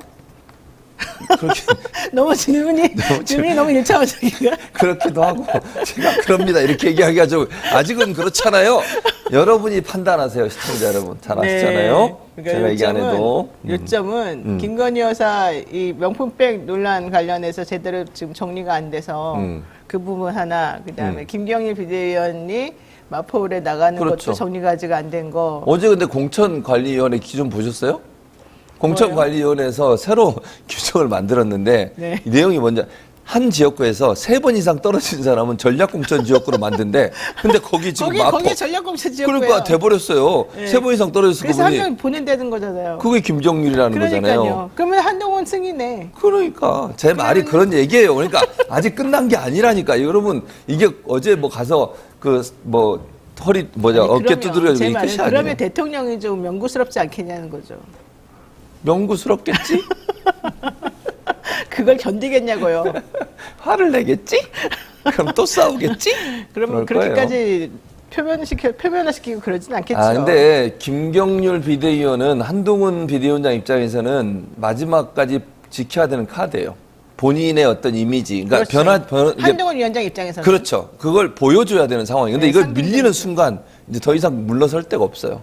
그게 이제 김경일 선택이. 비대위원은 아주 그냥 기쁘겠네요. 그러다 같이 그분의 스탠스가 이렇게 살짝 바뀌었는데 결국 여기까지 왔잖아. 그렇죠. 그때 스탠스 바뀐 사람 중에 매우 성공적으로 지금 자리매김하고 있는 거 아니에요? 그건 몰라요. 이래가지고. 어떻게 될지 몰라요. 근데 사실 그 자리에 김경률 비대위원이 공천을 받아서 간다 하더라도 당선이 안 될 가능성이 그렇죠. 당선 높은데 가능성이 별로 높지 않죠. 그렇게 되면 어떻게 돼요? 뭐 같이 망하는 거죠. 네, 같이 망해요. 아이고, 자 알겠습니다. 예. 자 방송통신심의위원 얘기도 해보겠습니다. 예. 청부민원 의혹으로 류희림 위원장 논란이 됐고요. 예. 가족을 다 동원해가지고 민원을 넣어라라고 했던 정황 본인은 아니다라고 아니라고 주장했는데 주장하죠. 알고 봤더니 방심이 내부 문건으로 류某某씨 이름이 너무 특이해서 네. 가족인 걸 알 수밖에 없었다. 이러면서 보고서에는 이거 이해충돌 소지가 있습니다. 이랬다는 거 아니에요? 그렇죠. 아니, 그러니까 저는 이해가 안 되는 게 유일인 방심위원장이 본인은 모르는 일이다. 그리고 또 하나 뭐라 했냐면 보고 받은 적도 없다 그랬어요. 그러니까요. 근데 뻔한 노조에서 거짓말을. 네. 노조에서 뭐라 그랬냐면 보고한 문건이 있어요. 그걸 그러니까요. 공개를 했어요. 내부 문건 아예 내부 문건. 방송통신위원회에는 직원들이 지금 목숨 걸었어 내가 봤을 때. 그러니까 노조 아니 그러니까 얼마나 황당하면 이 사람들이 이러겠어요. 자기들 피해 올 거 알면서도 이러는 거잖아요. 네. 얼마나 그 사람들이 봤을 때도 직원들이 봤을 때 참을 수 없는 상황인 거예요. 그리고 방심위원장은 지금 노조에서 밝힌 내용을 보면 분명히 보고를 했어. 그리고 이름이 특이하고 이름이 비슷해서 동생인 것처럼 보이니까 이 문제에서 얘기를 한 건데 보고받은 적 없다고 그래요. 그럼 이건 문서만 보면 방심위원장의 말이 거짓으로 드러난 거잖아요. 문서만 그렇죠. 보면. 그렇죠. 근데 이걸 어떻게 이렇게 얘기할 수 있죠? 아니 문서가 명확하게 존재하고 있음에도 불구하고 또 하나 자꾸 예를 들면 민원을 낸 민원인의 신상에 대해 언급하지 못하도록 돼 있다고 하는데요. 민원을 받는 처리하는 분 입장에서는요. 이게 어떤 민원인지 민원이 누군지를 다 볼 수밖에 없는 거잖아요. 그리고 민원의 내용이 똑같은 내용이 계속 여러 사람부터 와. 그건 의심을 해봐야지. 네, 이게 그렇죠. 정상적인 민원인지 아닌지. 그건 그런 과정은 다 거치는 거예요. 네. 예를 들면 오자까지 똑같아. 잘못 쓴 글자까지 똑같아. 이게 여러 명으로부터 와. 그러면 이건 이상하지 그때는 조사를 해봐야죠. 이게 정상적인 민원인지 아니면 어떤 의도를 가지고서 했는지 그 조사하는 과정에서 민원인 파악이 가능한 건데 네. 그거를 뭐 신상을 얘기하고 이랬다고 문제가 된다고 얘기하는 것도 논리가 안 맞아요 사실은. 그 문건에는 위원장님 형제분으로 추정되는 류땡땡께서 동 프로그램들에 대해서 민원을 신청해서 이길 즉 2023년 9월 6일자로 접수된 상태 이렇게 적시가 되어 있고요. 이와 관련해서 기피 이해충돌 방지 규칙과 심의위원회 제척 기피 관련된 조항도 같이 적시되어 있더라. 그렇죠. 그래서 이것을 상정하기 전에 류 위원장에게 사전 보고가 되었고 내부에서 심의 기피를 권고했을 것이다. 이렇게 지금 얘기가 되고 있습니다. 특히 류 위원장은 JTBC 보도를 유달리 신경 썼다. 아직까지 민원 들어온 거 없냐? 이렇게 콕콕 집어서 물어봤다는데 이거는 JTBC를 먼저 딱 본보기로 찍어서 뭔가 해라라고 하는 뭐 오다 같은 게 있었나 봐요? 그렇기도 하고 저는 이것도 대단히 부적절하다고 생각해요. 그거 잘못된 거죠, 사실. 그렇죠. 위원장이 특정 방송사에 대한 민원이 뭐가 있냐 없냐 이걸 미리 물어보는 것도 대단히 잘못된 현상이에요. 네. 아니 이거 이러면 안 되는 거예요. 공정성에 의심이 생기는 거잖아요. 아니 예를 들어서 어느 언론사에 뭐가 들어오든 본인은 회의 들어가서 어떤 내용이 있는지를 보면 되는 거예요. 아니면 미리 배포된 회의 자료에서 보기만 하면 되는 거예요. 네. 직원 불러가지고 예컨대 어느 방송사에 어떤 민원이 들어왔는지 나한테 따로 보고해. 이건 이상한 거잖아요. 그럼 뭐 그 언론사에 대해서 뭔가 불만이 있거나 아니면 자기에 대한 비판적 기사가 있는지를 보고 싶어하는 의도가 있지 않으면 어떻게 이런 얘기를 할 수 있겠습니까? 네. 그 자체가 논란이 될 수밖에 없고 또 하나는 유 위원장은 이런 상황이 되면 어떻게 해야 돼요? 회의에 들어가면 안 돼요. 이해 충돌이 되는 거잖아요. 네. 아니 자기의 가족이 만약에 그런 의혹이 있어서 직원이 문제를 제기했고 담당 직원이 그러면 나는 빠지겠다.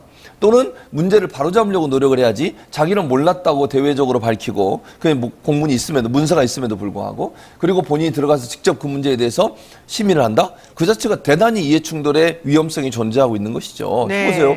바이든 날리면 문제도 그래요. 바이든 날리면 문제를 지금 6대 0이에요. 6대 0. 지금 구조가 그러니까 6대 1인데 한 명이 야당 추천이 한 명 남았어요. 두 명이 네, 쫓겨나고 네. 그러고 나서 이분이 공정한 심의를 할 수 없다고 판단되기 자기는 출석 안 하겠대. 그래서 회의 안 와요. 그럼 6명이 다 지금 정부 여당 추천 사람이에요. 이 사람들이 바이든 날리면 관련된 심의를 해. MBC 심의를. 네. 어떤 결과가 나오겠어요? 공정하겠어요, 이게 지금? 그러니까요. 지금 이제 말씀하신 거 관련해서 류희림 위원장의 이 청부 민원 이거 잘못되었다라고 얘기하면서 이걸 해결하려고 했던 문제를 바로잡으려고 했던 이 방심위의 야권 추천위원들 2명 그 뭐 회의 도중에 고성과 욕설을 했다 이런 그랬다고. 이런 이유로 해서 어쨌든 해임을 시켰습니다. 빠르게. 네. 근데 그러고 나자마자 정강석화로 여권 추천 인사 2명을 그 자리에 딱 임명했어요. 앉혀버렸어요. 네, 맞아요. 그리고 남아있는 게 결국 국회의장 추천목인데 그건 또 아직 임명 안 했어요. 임명도 안 하고. 2명은. 그러니까 6대 1이 지금 돼버린 네, 거예요. 6대 1 구조예요. 근데 이럴 수가 있나요? 야권목 이렇게 6대 3이에요, 없어요. 원래 6대 3이죠. 네, 6대 3 구조인데 6대 1이니까 2명을 날리고 그 자리에 안 앉힌 거예요, 지금. 근데 더 웃기는 건 뭐냐면 지금 말씀하신 부분인데 먼저 추천이 들어와 있는 2명이 있어요, 지금. 그러니까 그거는 한 달 전, 무시해버리고. 거의 한 달 전에 추천이 들어왔어요. 근데 이 사람들은 임명을 안 하고 있어. 이 중에 한 명이 이제 민주당 추천 몫이거든요. 한 명은 이게 2명이 다 국회의장 추천 몫이에요. 근데 둘 다 뭐 야당이라고 자꾸 얘기하는 저는 뭐 두 분 중에 한 분은 야당이 맞는 것 같고요. 한 분은 중립적이라고 저는 보거든요. 개인적으로. 네. 그렇기 때문에 야당이라고 보기도 어려워요. 근데 이 두 사람은 야당도 대통령 아니에요. 임명을 안 해. 네. 그래 놓고 이 그 야당 의원 2명을 쫓아내고 나서 해촉시키고 나서 새로 추천된 2명. 얼마 되지도 않아서 추천된 지. 추천하자마자 임명을 해요. 아. 이게 뭐 하는 행동입니까? 일부러 6대를 만들려고 그러는 거 아니에요, 이러면? 그러니까요. 아니, 하려면 나머지 2명도 해야지, 그러면. 그래야 6대 2가 되든, 뭐 7대 2가 되든 6대 3이 될 거 아닙니까? 그런 상황이 돼야 되는데 그런 상황 자체를 만들기 싫어하는 거예요. 그래도 본인들이 우위에 있음에도 불구하고 숫자적으로 보면. 그러니까 이거는 너무 대통령이 본인이 어떤 그 이념적으로 본인과 가까운 사람들에서는 빨리빨리 일을 처리하고 또 반대하는 입장에 있는 사람들이 임명을 안 하고 지난번에 최민희 전 의원도 마찬가지 아니에요. 네. 임명 안 하고 계속 있다가 결국은 사퇴하게 만들어버리잖아. 이 두 사람도 그렇게 만들지 않을까 하는 생각이 들 정도예요. 그러니까요.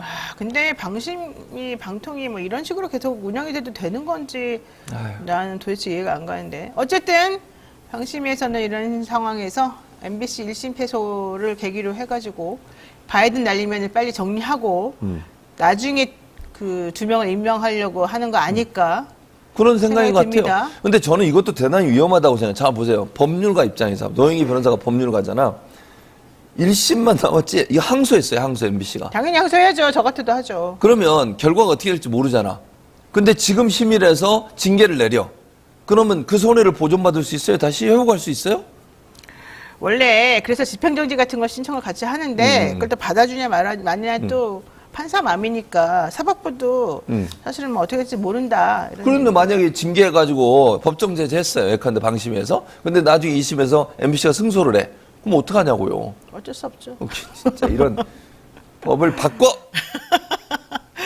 네, 거기까지 제가 해결할 수가 없습니다. 알겠습니다. 자, 문제는 홍익표 원내대표 어제 이와 관련해가지고 비판을 했습니다만은 네.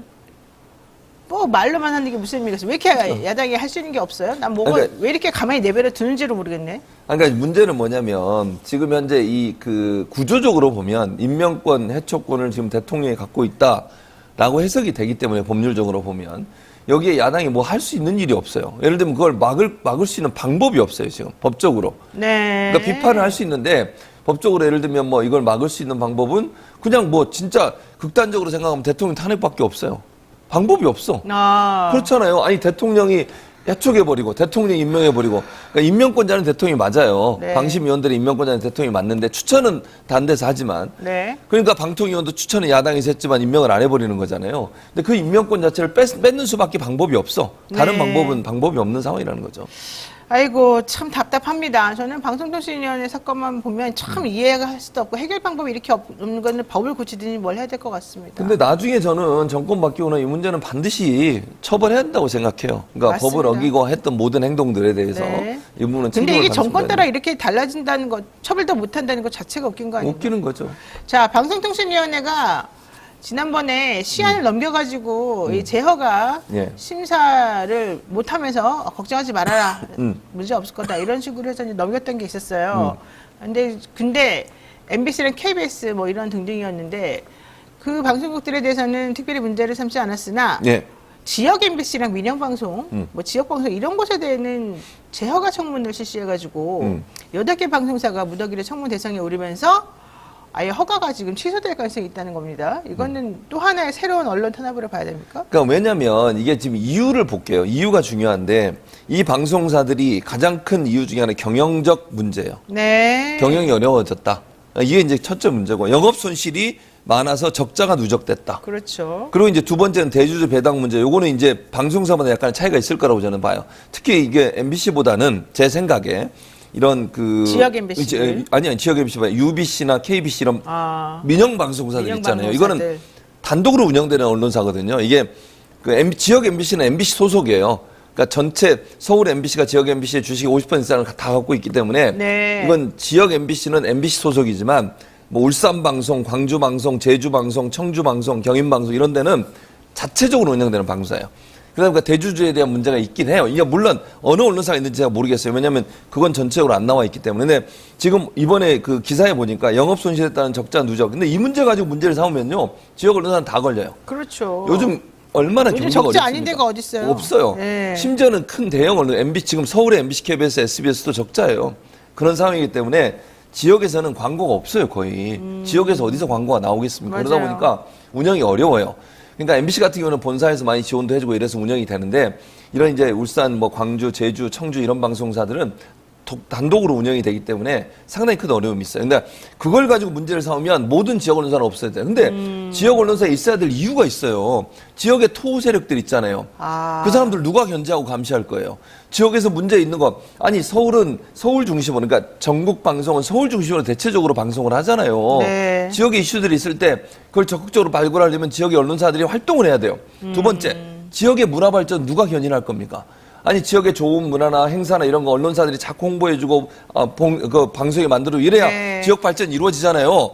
근데 이걸 지역 언론사를 적자가 많으니까 문 닫게? 이건 말이 안 되는 거지. 그렇죠. 지역 발전, 문화 발전, 그다음에 지역의 정치 세력에 대한 견제, 지역 언론사가 하는 거예요. 이런 부분들이 하고 있는 지역 활성화나 지방자치의 어떤 활성화를 위해서 언론이 할 수 있는 여러 역할들인데 이걸 완전히 무시해버리고 돈 못 버니까 문 닫아. 이런 논리로 가는 건 맞지 않다는 거죠. 네, 알겠습니다. 자, 지금까지 최진보 선거에 대해서 함께 이야기 나눠봤습니다. 오늘 말씀 고맙습니다. 감사합니다. 어서 오세요. 네, 안녕하세요. 네. 오늘 날씨 너무 추운데 괜찮으십니까? 이제 뭐 거의 견딜만 합니다. 추워요. 칼바람이 불더라고요. 그렇죠. 네, 예, 또 오늘 영하 따뜻하다가. 체감 온도가 15도가 아, 넘는다고. 그럴 것 해요. 같아요. 그래서 저는 남양주에서 올 때는 눈보라가 휘날렸거든요. 근데 또 서울 오니까 줄었더라고요, 눈보라가. 예, 사실 서울은 제가 올 때는 눈보라는 없었는데 눈 좀 내려요.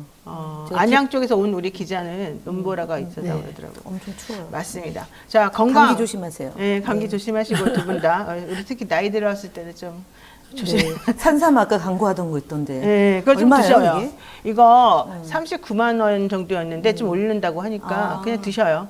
오르기 전에 사야겠네. 제가 올리기 전 가격으로 드리라고 한번 아, 해볼게요. 그렇게. 네, 저희 백으로.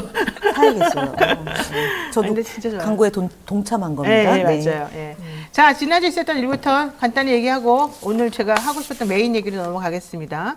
윤석열 대통령이 참석한 전북 특별자치도 행사에서 진보당의 강성희 의원이 경호처 직원들에게 강제로 끌려 나갔습니다. 야당에서는 경호실이 대통령의 심기경호를 한 거라고 한 목소리로 비판을 했지만 여당에서는 일부러 이런 모습을 보이면서 강 의원이 자기 홍보용 퍼포먼스를 한 거다. 특히 강 의원은 전과 오범이다. 이건 이제 여당에서 한 말입니다. 전과 오범으로서 폭행 전과도 있는 나쁜 사람이다. 이 사람이 일부러 이런 것을 유도해서 자기 정치한 거다. 이제 이렇게 얘기를 했습니다. 어떻게 보십니까?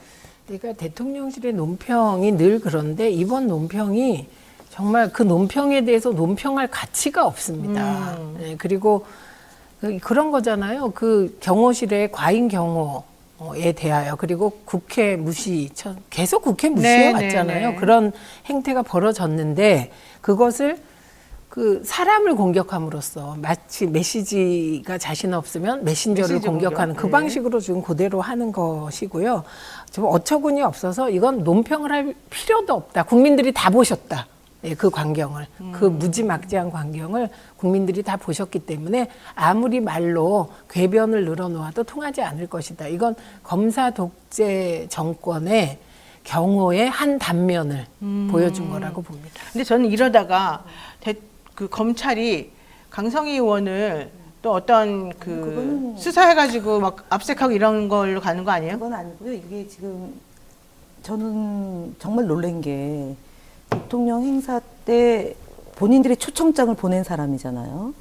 그 초청장을 보냈다는 얘기는 초대한 건데 초대한 사람을 1차 몸수색을 해서 위험한 물건이 있는지 없는지 다 점검해가지고 들어간 거잖아요. 네. 근데 악수하는데 몇 마디 했다고 사지를 들고 바깥으로 내동댕이 쳤다. 네. 이거는 경호실이 그래도 대통령 경호실은 다른 그 뭐 경찰 경호나 이런 일반 경호하고 다르게 막판에 나서는 거예요. 그리고 1차 경고, 2차 경고 해도 안 될 경우에 소개를 시키는 거거든요. 분리를 시켜내는 건데 대통령으로부터.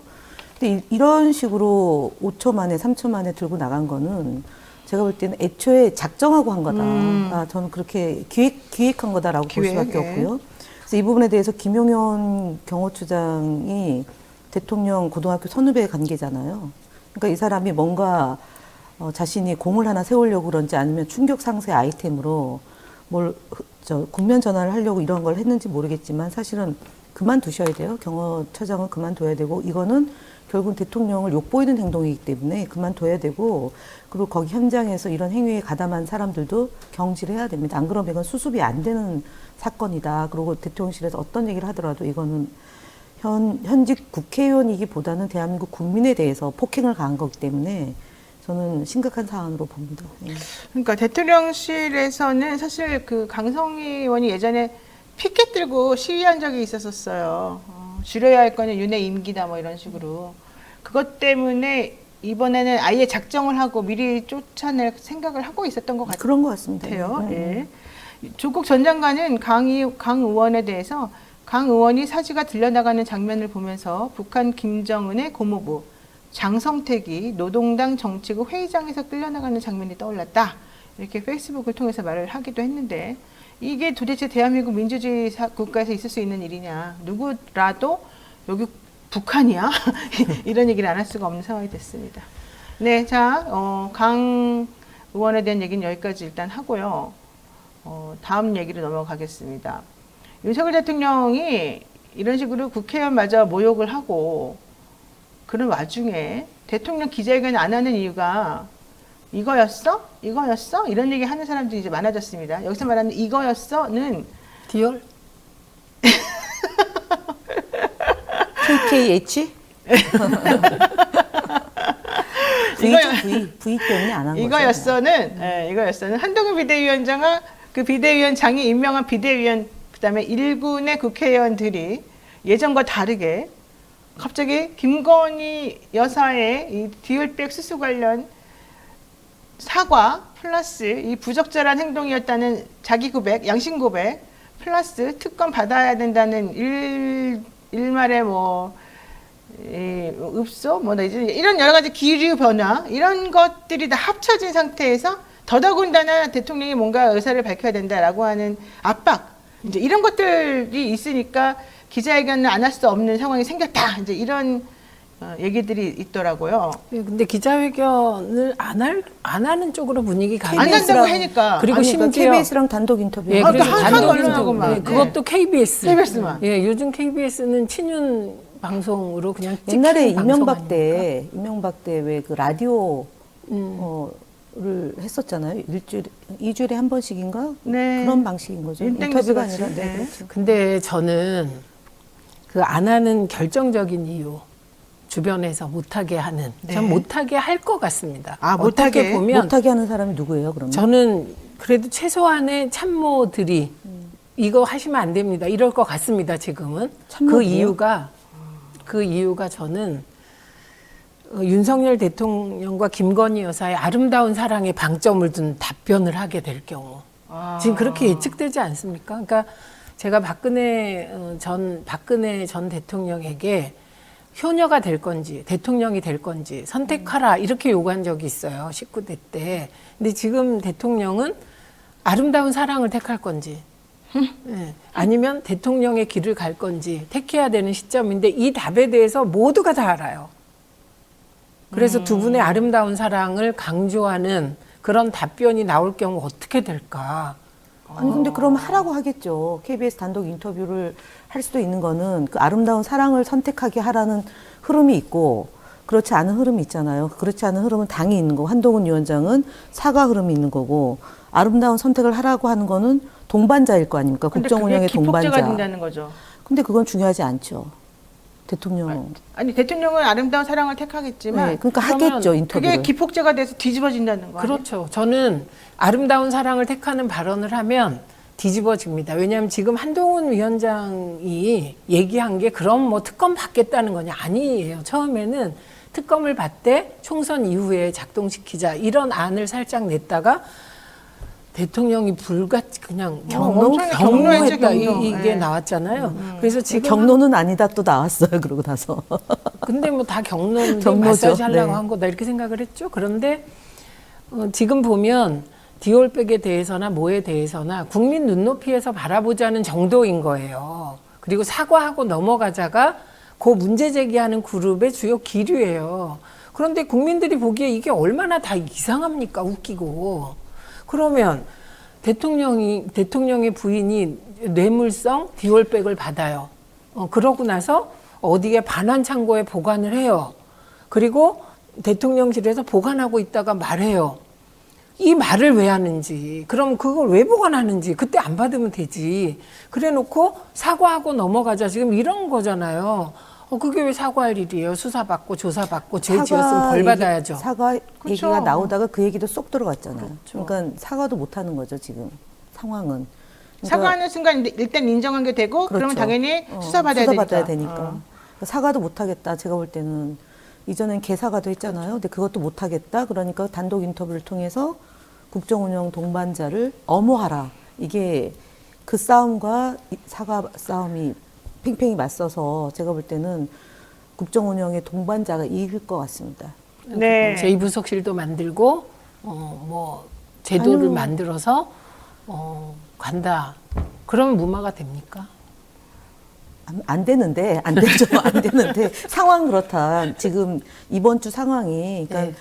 그 지난주까지만 하더라도 뭐 무슨 특단의 조치가 나올 듯한 분위기가 있었잖아요. 사과를 하는 방향으로 가는 건데, 주말을 경과하고 오늘 아침에 도화각 언론사의 보도를 보니까 그건 아닌 분위기로, 다시 경색 분위기로. 예. 네. 살살님께서 국민도 사랑받고 싶습니다. 우리도 아름다운 사랑하고 싶습니다. 이런 취지 같은데. 자, 이제 요 얘기를 왜 우리가 전초적으로 끝냈느냐. 이제 한동훈 비대위원장 얘기를 하기 위해서입니다. 지금 분위기가 심상치가 않은데 주말 내에 나온 엄청난 뉴스들이 막 단독을 달고 계속 나왔는데 제가 보기에 뭐 단독이라고 할 것도 없이 그냥 다 여기저기서 다 똑같은 얘기들을 하고 있더라고요.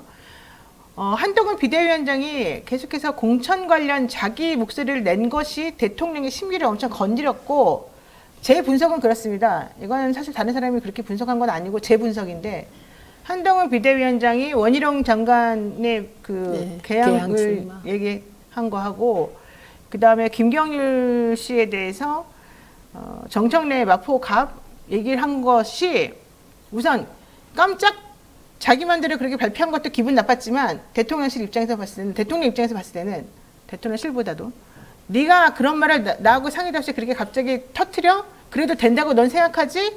김건희 걸 막아줄 수 있다고 생각해서 내지는 내 와이프와 관련된 것을 네가 처리해 하려고 혹은 그 위치에 있다고 네가 생각하니까 너가 그거를 볼모로 잡고 네가 하고 싶은 뭐 몇 건의 공천을 네 맘대로 좌지우지 하려고 지금 그러는 거야? 라는 마음을 가지는 것 같아요. 그러니까 마지막, 그러니까 이 일련의 사태 있잖아요. 요 사태의 마지막 대통령실 반응이 뭐였냐면 이게 거의 내전 상태로 가는 거 아니야? 이런 느낌이 드니까 마지막에 대통령은 공정한 시스템 공천을 강조한 것이다라고 얘기를 했어요. 네. 근데 그 얘기를 사실 할 필요가 없는 거죠. 할 필요가 없는 건데 저는 지금 말씀하신 것은 핑계고 저는 오히려 국민 눈높이에서 김건희 여사 건을 바라봐야 된다는 그 단어가 그 말이 영린을 건드린 결과라고 보여집니다. 그래서 그런데 김건희 여사 디올백 때문에 우리 불쾌해 이렇게 말할 수는 없는 없죠. 거잖아요. 그렇죠. 없으니까 못하죠. 이제 사실 김경률 회계사나 원희룡 장관을 발표하는 과정이 되게 세련되지 못하고 거칠고 그리고 자기를 도드라지게 하는 방식이었잖아요. 자기 마음대로 하는 것처럼 보이잖아요. 네, 그래서 저는 여기서 또 하나 망고불변의 권력의 법칙이 있습니다. 2인자에 대해서 1인자는 모든 걸 곱게 보지 않는다는 거예요. 그래서 여러분이 보도 중에 이렇게 하나 이렇게 살펴보면 자기만 드러내려고 하고 자기 정치한다. 이런 표현이 대통령실 관계자 입에서 나왔다는 계속 거예요. 나와요. 네. 근데 저는 그 대통령실 관계자의 말이 누구 뜻일까? 대통령의 뜻이다. 대통령 뜻일까? 아니면 VVIP 뜻일까? 대통령의 동반자의 뜻이다. 네, 그런 생각을 하죠. 그래서 이번에는 딱 하나예요. 누구도 건드리지 못하는 영린을 김경률 회계사가 건드렸잖아요.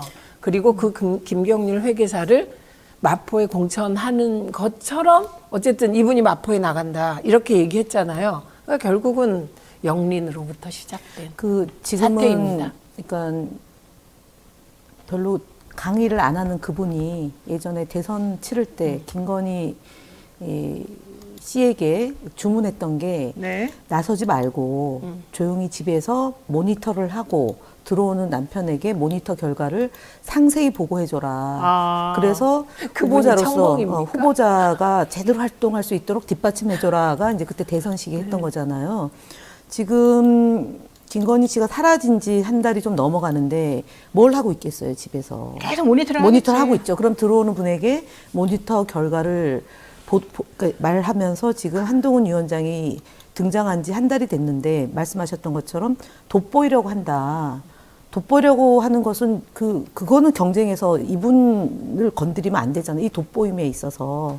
사실은 저는 그 돋보임에 대한 적십자사 그 왕뚜껑 들었던 그분하고의 싸움도 볼만했던 거 아닙니까? 당시에 외국 나갔는데 그 박스 들고 이 표정 저 표정을 도화각 언론에서 집중적으로 부각이 되고 그러고 난 뒤에 얼마 안 있어서 한동훈 비대위원장이 등장하는 건데 결국은 한 하늘 아래 태양이 두 개일 수 없는데 그러면은 실험을 하는 거잖아요. 한동훈 비대위원장에게 그러니까 현재 있는 대통령과 그 동반자에게 충성을 다할 것을 보여주면 네. 그다음에 계기가 있는데 이분이 그 뛰어넘으려고 하는 흐름이 지금 형성이 된 거잖아요. 그러니까 국민 눈높이라는 아주 멋있는 말을 동원해서 김건희 씨를 어떻게 해보겠다라는 그런 소위 야욕을 드러냈기 때문에 이 싸움은 제가 보기에는 머지않아 결론으로 도달할 거다. 이번 주 안에 도달할 거다. 지금 말 중에 야욕을 드러냈다 이 말 있잖아요. 그럼 그냥 끝나는 거예요.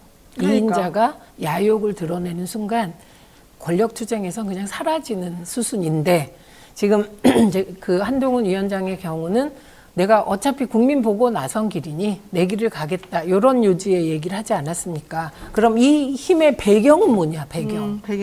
그 신문들이라고 생각합니다. 보수 언론들. 네, 왜냐하면 김건희 특검법과 관련하여 일관되게 보수 언론이 이건 전향적으로 검토해야 된다는 식으로 뭔가는 조치를 취해야 된다는 식으로 얘기했었거든요.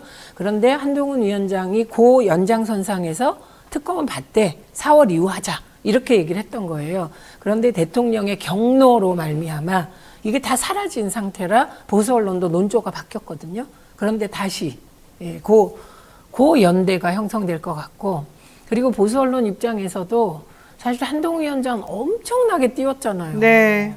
그 날씬한 몸 뒤에 숨겨진 근육.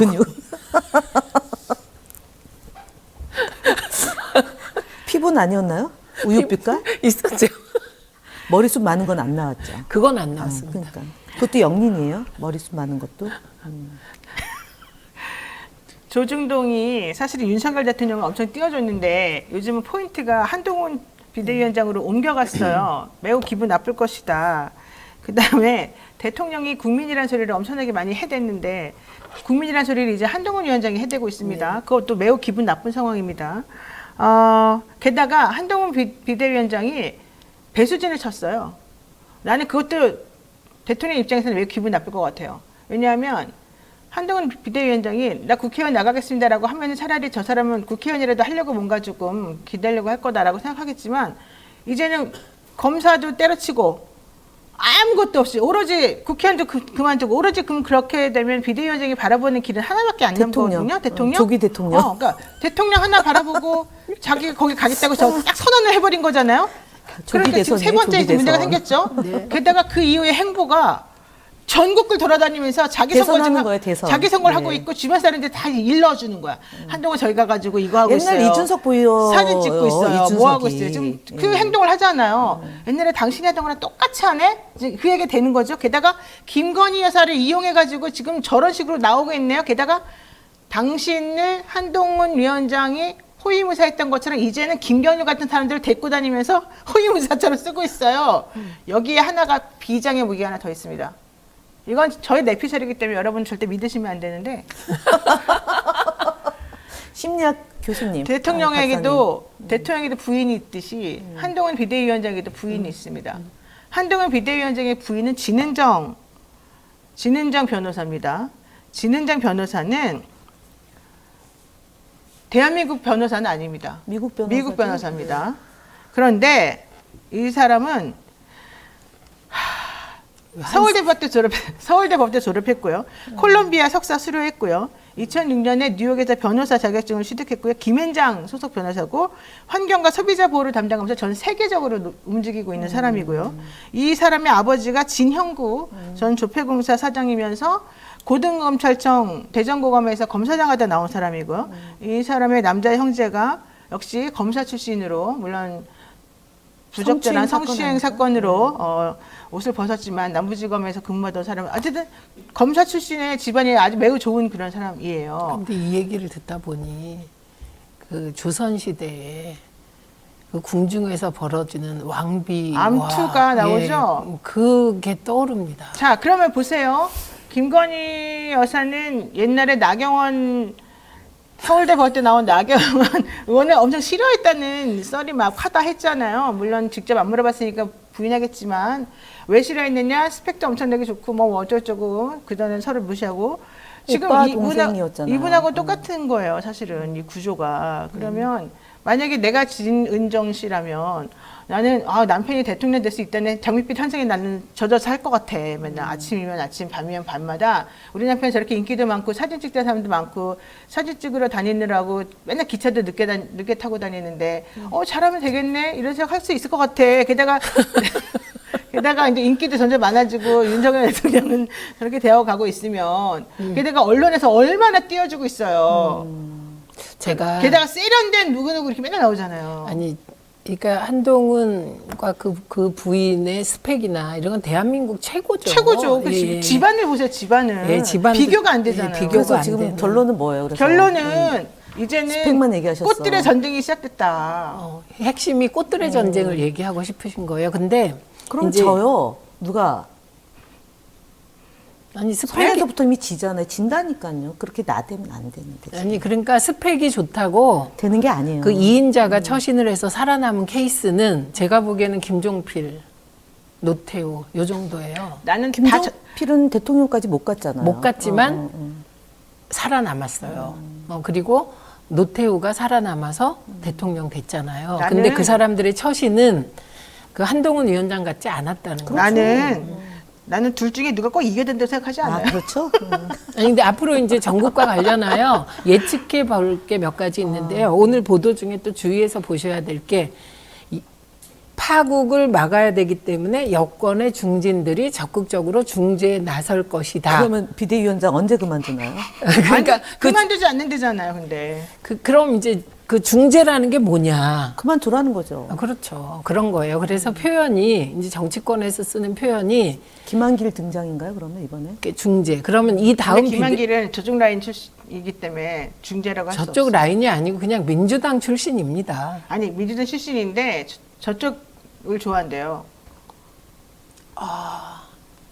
그래서 중재할 수 있는 사람이 아니에요. 저쪽이 뭐예요? 저쪽 꽃을 좋아하세요. 진꽃을? 지는 꽃을? 모르겠어요. 자, 다음 얘기 해봅시다. 아니 그래서 그러면 안 이건 이제 되고 그러면은 우리가 예측을 우리 당에서 있다가 나간 사람의 가능성까지 염두에 두고 이번 주를 좀 지켜봐야 될 것 같습니다. 네, 그렇습니다. 그래서 낙엽 흔히 따라 진 거기도 낙엽이 지네. 그러니까 흔히 1인자, 2인자가 싸움을 하면 이제 내전이 걱정되는 세력들이 있잖아요. 언론 그 여러 세력이 있죠. 출마자. 이게 이제 민주당 내에서도 그 누군가 당 대표를 막 흔들고 이럴 때 그 의원들의 태도가 갈라지잖아요. 이거 왜 당 대표를 흔들어? 이런 그룹이 있고. 그 다음에 이렇게 언론이 떠드니까 좋은 게 좋은 거니까 비대위? 우리 그냥 비대위 가자 이런 입장도 있고 있는 거잖아요. 근데 지금 국민의힘이 가장 큰 딜레마, 당의 입장에서 딜레마는 뭐냐면 대통령이 들어서고 나서 5명이 비대위원장 혹은 대표가 됐다는 거예요. 그런데 그게 다 그 과정이 이준석 3개월마다 바뀐 거예요. 이준석 내치고 그다음에 주호영 그다음에 정진석 그다음에 김기현. 근데 이 김기현 대표 되는 과정이 순조로웠습니까? 나경원, 안철수, 유승민, 안철수. 유승민 다 내치는 룰까지 바꿨어요. 네, 100%. 그리고 김기현도 쫓겨나고. 네, 쫓겨나고 그러고 나서 이제 한동훈 위원장이 됐을 때 우리가 내기를 했거든요. 그래도 한동훈 위원장은 찐윤에다가 그 윤석열 대통령의 뇌라고 일컬어지는 사람이니 이 체제로 총선은 가지 않을까라고 상식적으로 제가 판단했고. 저도 거기 있었어요. 예. 김현 의원은 아니다, 한 달 반 만에 물러난다고. 근데 지금 그 저는 상황이 이쪽이었어요. 온 거죠. 그러면 제가 궁금한 건 한동훈 이후에 누구냐예요. 저는 왔어요. 초기 왔어요. 초기 왔어요. 그런 얘기 하지 마세요. 우리 방송 오래 해야 되고요. 왜요? 이거 그런 거 얘기하라고 있는 거 우리도 아니에요? 한계라는 게 있기 때문에. 네. 자, 총 얘기는 다음에 하기로 합시다. 자, 어쨌든 그래서 이게 되게 다이나믹하고 너무 재밌다. 대통령실과 한 위원장의 갈등은 저는 이미 불 붙었고 저는 계속 될 것이다. 근데 이미 한쪽은 기자들하고 친하고 한쪽은 기자들하고 안 친해. 그리고 너무 소통을 안 해. 그래서 기자들이 친하게 잘 해주는 쪽이 나는 더 승산이 있다고 봐요. 저는요 아니에요. 저 아닙니다. 아니에요? 현장 기자와 다르게 대통령은 경영하는 윗분, 사람하고요. 윗분이 또 해줘야 되는 경영에서 결정을 내려서 밑으로 내려오죠. 톱다운이지. 알았어요. 아니, 그 왜 그러냐면 아무리 언론이 그래도 우리가 처음에 많은 언론이 한동훈 위원장이 등장했을 때 윤석열 아바타 이렇게 표현했잖아요. 아바타가 윤석열이라는 사람을 넘어갈 수 없어요. 그리고 제가 시중 여론을 좀 전달해 드릴 테니까 좀 들으셨으면 좋겠는데 대통령도 들으시고 그분도 들으시고 시중 여론이 기분 좋으실 텐데 이 얘기 들으면 윤석열 대통령이 대통령 되기 전 모습이 한동훈 위원장보다 훨씬 낫다예요. 그냥 아무리 언론이 띄워주고 많이 나와도 그 화면 속에서 받는 느낌이 한동훈 위원장보다 윤석열 너무 가벼우니까 이 사람이. 대통령이 낫다. 이게 시중 여론이니까 카리스마도 있고. 네, 너무 믿고, 걱정 안 하셔도 믿고 돼요. 계시면 예, 그냥 계시면 돼요. 근데 그거는 그 사람에 대고 이거고. 자꾸 한동훈 편이야, 지금 보니까. 아니 한동훈 편이 아니라 문제는 이 사람하고 세트가 한 명이 더 있다니까. 그러니까 이 사람만 바라봤을 때는 그 말이 맞아요. 이 사람을 바라봤을 때. 근데 문제는 지금 현재 우리는 이 사람만 바라보고 판단하지 않아. 이 사람 플러스 한 명을 꼭 같이 껴가지고 봐야 되기 때문에. 아까 진. 같이 지금 그게 그렇게 가지 않아. 아니 그러니까 이 말 맞는데 이게 언제면 맞냐면 대선 전국 6개월 전이면 네, 100% 1년에서 맞아요. 6개월 전이 근데 지금 되는데. 이건 총선 전국 3개월 전이라. 그런데 거기에 지금 특검이 들어가 있다니까. 특검이 총선하고 연결돼 있어가지고 특검이 받냐 안 받냐를 하는 것이 이 국민의힘에 있는 의원들을 분열시키고 있어요. 그리고 공천을 주느냐 안 주느냐가 이제 같이 연결돼 있어서 이게 지금 이런 식으로 그냥 나이브하고 스무스하게 여기서 끝을 내고 얘네는 그냥 지네끼리 좀 싸우다 말고 얘 지고 끝나 이게 아니야. 이제는 오늘 안에 결론이 날 것 같습니다. 이 얘기를 들어보니까 제가 요거 듣고 오늘 바로 결정합니다. 더 이상 말을 못하겠네. 네, 저는 빨리 속전속결로 나경원 하듯이. 예, 위원장이 쫓겨나듯이. 저는 오늘 내일 결정할 한동훈이가 것 같아요. 그렇게 나경원처럼 나약하게 무너지는 사람이 아니야. 아니 그거는 더 싸움이 그때는 사감이었고요. 이번에는 권력투쟁이잖아요. 아, 저 그럼 이번에는 권력투쟁이요. 김현 의원 쪽에 제가 가겠습니다. 오늘은 한 번 이겼다고 그새 이기는 게 아니에요. 나도 이겼었다. 제가 여러 번 이겼어요. 근데. 알았어요. 시간이 지나네. 할 수 없네요. 시간이 다 지나버려가지고 오늘 얘기했던 것 중에 할 수 있는 게 하나밖에 없어서 한 문제만 질문하고 끝내겠습니다. 그 주말 동안에 이준석 전 국민의힘 대표가 이끄는 개혁신당에 출범을 했거든요. 그래서 개혁신당 창당 이후에 제3지대가 어떤 식으로 이합집산할 것인가가 되게 궁금한 상황이었는데 민주당에서 나간 이낙연 대표랑 만날 것인가 안 만날 것인가가 사실 이준석 대표의 신당의 문제였는데 이준석 대표는 별로 만날 마음이 없는 것 같아요. 빅텐트 뭐 골든타임 지났다 이런 얘기 하고 있고 둘이 또 맞지도 않아 솔직히. 어떻게 보십니까? 이낙연 닥쳤던 개가 되는 아니죠. 겁니까? 이낙연 전 대표가 잠못 모양새가 이룬 좀- 밤을 오늘 밤을 그렇죠? 샜을 것 네, 같아요. 이상할 것 같아. 본인에게 기회가 오고 있다 이 생각을 하고 있을 것 같아요. 아 진짜로? 네. 아, 정말 너무 빅사이즈 얘기였는데요. 그건 나는 좀 아닌 것 같은데. 이준석 안 만납니다. 그러니까 안 만나고 끝났죠. 아니죠. 이낙연 전 대표는 밤새 웃고 있었다니까요. 이 언론 국민의힘 보도에 이런 거 사태에. 보고. 그리고 특히 동아일보 출신의 오랜 기자 생활의 촉이 또 있잖아요. 그래서 이제 나한테 오고 있다. 1년 17일 만에 국내에 돌아왔다.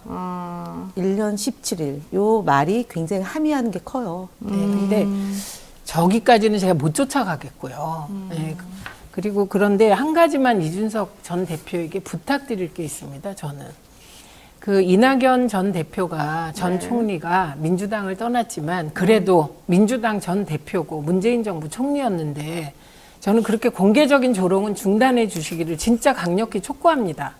정치를 너무 그렇게 하시면 안 돼요. 이준석 전 대표도. 저는 정체성이 안 맞다 이런 원론적인 얘기를 뛰어넘어서 저는 아무리 그래도 정치에서 기본은 있어야 된다. 태도가 중요한데 저는 솔직히 이준석이 이낙연 전 대표에 대해서 막 공개적으로 하는 얘기들을 보면서 제가 모욕감을 느꼈어요. 이렇게는 하지 말아주시기 바랍니다. 네, 맞습니다. 너무 진지하게 얘기하시는데요. 이거 저 너무 진지해요. 이거 왜냐면 진지할 그렇게 수밖에 해요. 제가 김한길 대표나 박지원 대표가 국민의당 갔을 때 강모 변호사 국힘 쪽 토론을 했는데 박지원 대표를 막 비난하는 거예요. 당신 대표에서? 네, 여자. 여자? 그래서 아. 제가 얘기했어요. 당신이 박지원 전 대표가 지금 우리하고 갈라져서 다른 길을 가지만 네가 조롱할 뿐은 아니야. 그렇지, 제가 그렇지. 그렇게 화를 냈습니다. 그래서 지금도 이준석 전 대표가 역할이 있는 거 인정해요, 저는. 그런데 그렇다고 우리 당 전 대표를 그렇게 모욕할 정도의 자격이 없습니다. 너 주제 그러면 안 돼. 예, 저는 이낙연 전 대표 행보에 반대합니다. 그럼에도 네. 불구하고 그러시지 마십시오. 네, 알겠습니다. 끝났나요? 네? 끝났나요? 끝났어요. 이미 지났어요. 안타깝다. 너무 시간이. 이재명 대표하고 이해찬 대표 만난 것 참 너무 그 보기 개혁 좋아서 공천 얘기를 꼭 해야 얘기하셨을 것 되는데. 같아요. 네, 개혁 공천. 개혁합시다. 네. 지금까지 김현 최민희 전 의원과 함께 이야기 나눴습니다. 너무 시간이 짧아서 다음 주에 어떻게 해보겠습니다. 두 분 말씀 고맙습니다. 네.